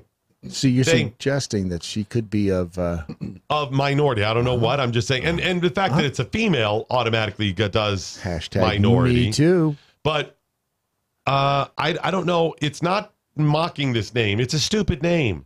What did you name your kid that name for? Stop it. Okay. And expect some of this. If you want to name it, but do not be offended when people mock it. Absidy, though. You were right to. She handled it right. Not everybody's nice. Yeah, and that's true. But knowing that makes but you the kind mom of was butthurt here too. Well, but she's also an a-hole for knowing that everyone's not nice, and then basically branding her child with a name that she knows is going to be the butt of jokes. Well, yes, but that's fine as long as you take it from It's called trolling. Right. That's what she's doing. Right. The mom was personally hurt by this. You could tell she was offended by this herself. And it wasn't just on behalf of her daughter. You could tell she was, if I can hear you and it's not nice, honey, and all this stuff. Right. That's fine. At least you should have the same thick skin. If you're expecting your child to, knock it off. Listen, this comes from somebody who has named their kids some effed up names. My kids have some effed up names. I think you went a little too far when you named the one Whitey. That, I thought, took it a little bit, You're not proud of your Aryanosity? I'm just saying that I think some people could. It's not Whitey, it's Wyeth. Yeah, that's what you say. It looks like Whitey. It's Wyeth, named after George Wythe. So it's Wyeth, named after George Wythe. Yeah, I see what you did there. But no, you see what my wife did there. I was fine with the name Wythe. Spelled W-I-T-H-E. For Wythe County, Virginia, and George Wythe, signer of the Declaration of Independence from the Commonwealth of Virginia. A very shrewd and pretty smart, amazing guy. But she wasn't, I don't know, Wythe is a name because it sounds like W-I-T-H. Can we call him Wyeth? Sure. It sounds like Wyatt with a lisp, but okay. Yeah. Yeah. His name, I'm sorry? Yeah. A lisp. Yeah. Yes. Myth? That's just Myth? a yes. Myth? Try to get the setup right. His name is Wyeth. He lives on the second floor. Wyatt? No, Wyeth. That's kind of whatever. I'm sorry, did you say Wyeth? What? Like Wyeth or Wyatt? And then eventually just go, call him Whitey. Right. Just call him Whitey. So, the other kids, more odd names. Cubby, which, by the way, is a nickname. His real name is much more normal than that. Bob. Jedson. Why do you hate your kids so badly? Some of it was strategic. At least the attempt was. I have a very common name. And I like my name, but there's a billion of them out there. And I have a common last name. Thompson is really common. I mean, look in the yellow pages under doctor, and it's not there my are first name, but okay. Of them. And so what happened was when naming the kids, I said, name was great. All my siblings, real common first names as well. If you have a weird last name, you can go with a unique I wouldn't know about that. You could go with a common first name. Right. Yeah. So I'm like, kids got to have unique, so they can be their own people, right? Yeah. Yes. So I see your heart was in the right place. We came up with a bunch of them. My wife was poo-pooing them and whatever, and she actually suggested Jetson. I said, that's a cartoon. She felt it had passed long enough that, Okay. And we could call him Jet. And I said, okay, Jet. I said, under one condition, his middle initial is E, so his initials will also spell out Jet. Because she likes to monogram everything, too. And that was sound logic until I realized she wants to monogram them in a way that you put the middle initial or the last initial in the middle, and it's bigger. And bigger, yes. So it doesn't work out anyways. And I keep telling her, just put Jet on there. It's actually still the initials. Jeté. It's French. Jeté. It's... She screwed up every one of these things. It's like the towels. And then my eldest son named Tiger, who, again, we'd come up with a billion. He was born premature, so everything was rushed. You got to fill out that So I had made a list in the final days of like 10 names, and the ex did as well. And oddly, Tiger was on both of them. I don't even know why. It wasn't after the golfer. I don't even know how I ended up on my list. It was the meth. It was the meth. I think those are the heroin days. Well then, yeah. I mean, I've asked him, by the way. I was like, as he grows up, I'm like, do you like your name? Do you get teased or whatever? He goes, oh yeah, my name's Crane. I'm like, okay, good deal then. He loves it. And you know what? It fits him. He's a good kid. Tiger. He's a Tiger boy. He is the Tiger. But I want to share with you a conversation I had with the ex as this happened. This is a woman who has a common name with a unique spelling. It's not a weird spelling, but it would be like if your name, I can't even give an example, and I don't want to use her first name, but let's say there were like, you see the name where there's like 6 spellings or 4 spellings of it. Let's say Carrie. Or let's do Karen. Karen. Good, yes. The traditional way is Karen, right? When you say it's the most common? Yes. But you can see Caren or Karin. Or Karyn. Or Karyn. And I dated a girl when I was growing up that was Carin. Okay, right? That looks like Serene, but okay. She had a unique spelling of this common name. Yes. And it was a personal affront to her when people misspelled her name. That's kind of a fail, yeah. And all the time I was like, what are you pissed for? You have a unique spelling. Just, I've just all grown up, people always got it wrong. Yes, because it's not common. Why does that bother you? But it was just a little bit triggered her, right? Okay. When we both agree on Tiger, she actually pauses and says to me, so do you want to spell that with a Y? And this is exactly how her name is. It's the one letter that's just different. And I go, seriously? Seriously? Karen with an E-N or an I-N or whatever her name is. And I go, really? Well, I just figured, I go, yeah, that would be kind of cool. You could go by Ty as well. But do you want him? It's going to be bad enough that he had the whole, because his whole life gets, is that your real name? Right. Yes, it is. Come on, Lion. Right. Right. So I was like, okay. Yeah. Yeah, why if you know that this is something that has been a source of irritation for you in your life with your name, why would you bestow that upon your offspring? It's a crazy story, man. Or on your kids. Right. Either one. I mean, that doesn't make any sense. So yeah, we got the unique names going there. Yeah. By the way, somebody was it was ghosted out loud. I'm still scratching my head over why the parents didn't do the typical, how will the other kids joke my daughter vetting with a name like Absidy. And that's just it. That is where she screwed up. She didn't take the common sense approach because that's what you do each time. Right. How are kids going to, because not only people are mean, kids are really mean. Right. Kids they don't necessarily intend to be that mean, but they're honest. And they haven't learned when to zip it. Yeah. I mean, you're never going to avoid everyone. No. They're going to find a way. Kids will find a way to tease you. Yes. But there are some you can avoid. Like if your last name is Cox, I mean, that's going to be particularly trouble. Just change your name at this point.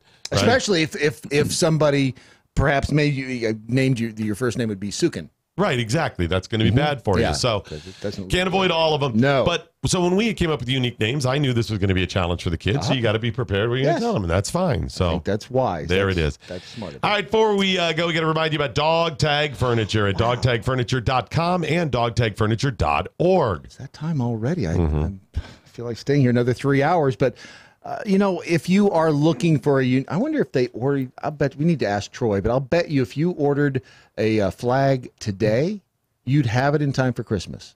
Probably. But do me a favor and go to Dog Tag Furniture and contact Troy and ask him that question just to double check me. But I think that if you ordered a flag today from dogtagfurniture.com, you could have it in time for your own home or maybe to gift to someone else. And I think Troy will even work with you on where you're shipping it. So maybe you want to ship it not to your house, but to maybe some you have a relative, let's say, on the other coast. Yeah, I bet he can ship it right to them. So what do they do at Dog Tag Furniture? Well, I think I've already covered that. They make flags, but the thing is, you're not only getting a good gift, but you're also doing something good in the world. We've talked about this, the fact that our veterans are getting screwed. I mean, and literally right into the grave too. When if as a soldier, the horribly low death benefits that you get when you've given your life. Troy wants to make sure that no family of a fallen soldier is under the burden of having to pay for an entire funeral, which can get into the $1,000, close to 10 grand. So a portion of the profits go to just that, to defray the hospital or the funeral cost, rather, of fallen soldiers. Awesome. Yeah, go there, dogtagfurniture.com or dogtagfurniture.org, either one. What do you mean it's let's go? All righty, that is it, ladies and gentlemen, the end of your Daily Mojo. But before we go, as always, let's find out what we learned today. We have learned a lot. Oh my. We learned never take a hockey puck to a gunfight. No kidding, and that's good advice any day of the year. We learned pro criminal tip number 4714. Crocs don't protect you from Crocs. Which is surprising when you think about it. They protect you from alligators. Oh, that's it. Who says you don't learn things on this program? And that's why Brad and I today, this afternoon, will launch our new Gators line of shoes. Yes, and you will love them. Has someone come up with that? I guarantee there's a knockoff brand of Crocs called Gators. Of course there are. It's like, the Izod shirts. You can get the stupid alligator shirt, too. Did I ever tell you I had an idea for those? No. I wanted to do a line with, instead of the alligator or what else, Dave, the guy on the horse or polo or any of those. I want to do it the guy in a wheelchair, just like a shadow of a guy in a wheelchair. Okay. My polio line. Just move on. How come I only come up with the novelty crap? Tell me that wouldn't be funny when people are like, what's that? It's my polio line. Try my polio. Well, now polio's back, so you can't joke about that stuff so much anymore. And most of the people who had it are dead. They're dead, so I had a narrow Yes. window to get it right about 10 years ago. Yes. Hey, I also learned that the cards for strippers on the Vegas Strip aren't really for strippers. And you're welcome, because we just saved several people from finding that out themselves. Mm-hmm. That's your excuse, though. Go with it. Yes. I thought they were strippers, honey. Bradley J. Staggs, what, if anything, did you learn today? Oh, my goodness. I learned, first of all, Congress is introducing their hockey stick safety bill next week. It's going to require that all hockey sticks be locked up. You don't have to lock up the ammo, the puck themselves, but the stick, those are weapons of mass destruction. Come on. I don't think anybody needs to be stockpiling hockey sticks, and I hope they crack down on the NHL. Oh, no kidding. The NHL has contributed to more violence against criminals. They're out there all the time. And it's a sport, by the way, so kids are seeing this. This is... disgusting. It really is. I learned the Acme Catapult Company is already ramping up their production facilities in Mexico. They're ramping up, too. They That's are pretty funny ramping up there. I did learn that my rate for total humiliation is somewhere in the neighborhood of $4,000 an hour. So what is that, $25,000 a year? It's at least that much. I think it may be $30,000 If you do it once a week? If I did it once a week, it'd be... And it's $4,000 an hour. Yeah, that'd be... So it's 4,000 times 52. That's 28, 9. 16. It's at least $16,000. Hashtag Common Core math. Yes. I learned that hookers and timeshares in Vegas both seem like a really good idea at the time, until you get those maintenance fees. Yeah, the maintenance fees, they'll get you. You ever got a hooker maintenance fee? Sorry, those records are sealed, my friends. And I learned that it is okay, in fact, to mock people once they're dead. Or once they have succumbed to those diseases. Yeah. Then you can mock in general. Absolutely. Bradley J. Staggs, what, if anything, did the listeners learn today? Over in the MeWe, the Jack Holian chat room, Laura Parker learned, I think we're missing the opportunity to use the hockey puck and rock defense to explain the fact that if guns were banned, there are so many other weapons readily available. And I chose this one because it didn't have any profanity in it. No naked pictures of boobs jiggling around. She's in the wrong room. He really is. By the way, we failed to neglect the hockey stick chart that comes to show the number of people saved by hockey pucks. Right, which actually doesn't use the hockey stick line. It actually uses the baseball bat line. That's exactly right. Totally different. Donald Allen learned I got a speeding ticket on the way home from my driving test. The cop was about to let me go when my friend said, "Hey, my favorite ham is Porky Pig." Oh, you moron. He felt sorry for you. He got the ticket. Your friend better have gotten a beat down. Mm-hmm. And actually, Donald did have a really good question for y'all. He said, why didn't you dumbasses just ask the hooker to strip? She's a hooker. You ask her to strip, it's less work for her, and you probably could have gotten a deal. Just saying. Because she may not know how to strip?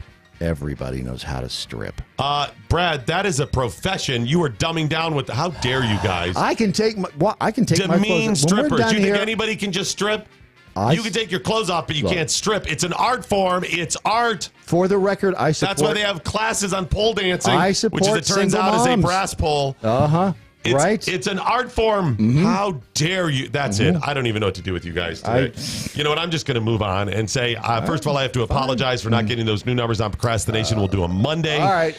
And don't forget, today is the final day. You're in the final hours. If you want to donate to our crowdfunding campaign, just go to mojo50.com. It's mojo50.com. Help out. You got just hours to do it, and thanks so much to everybody for doing that. Or you can be an asshat and not donate. It's really mean. Whatever. What does Matlock have coming up? Oh, Matt has a special announcement that he will not make today because he won't let the cat out of the bag. We'll see. So be listening to make sure that he doesn't. He's going to. You know he can't be trusted. That's true. All right. Remember, your Daily Mojo today is a production of Ron Phillips production. Yeah. Sic Semper Tyrannis. Yeah. Good night, Steve Cannon. Wherever you are. Onion. Now, you go home. He did pretty good on his first day. It's not his first day. He's been here for like 8-10 years. Well, he got here earlier than us today. No, he did I introduced not. myself this morning, and I almost forgot his name. He's been here forever.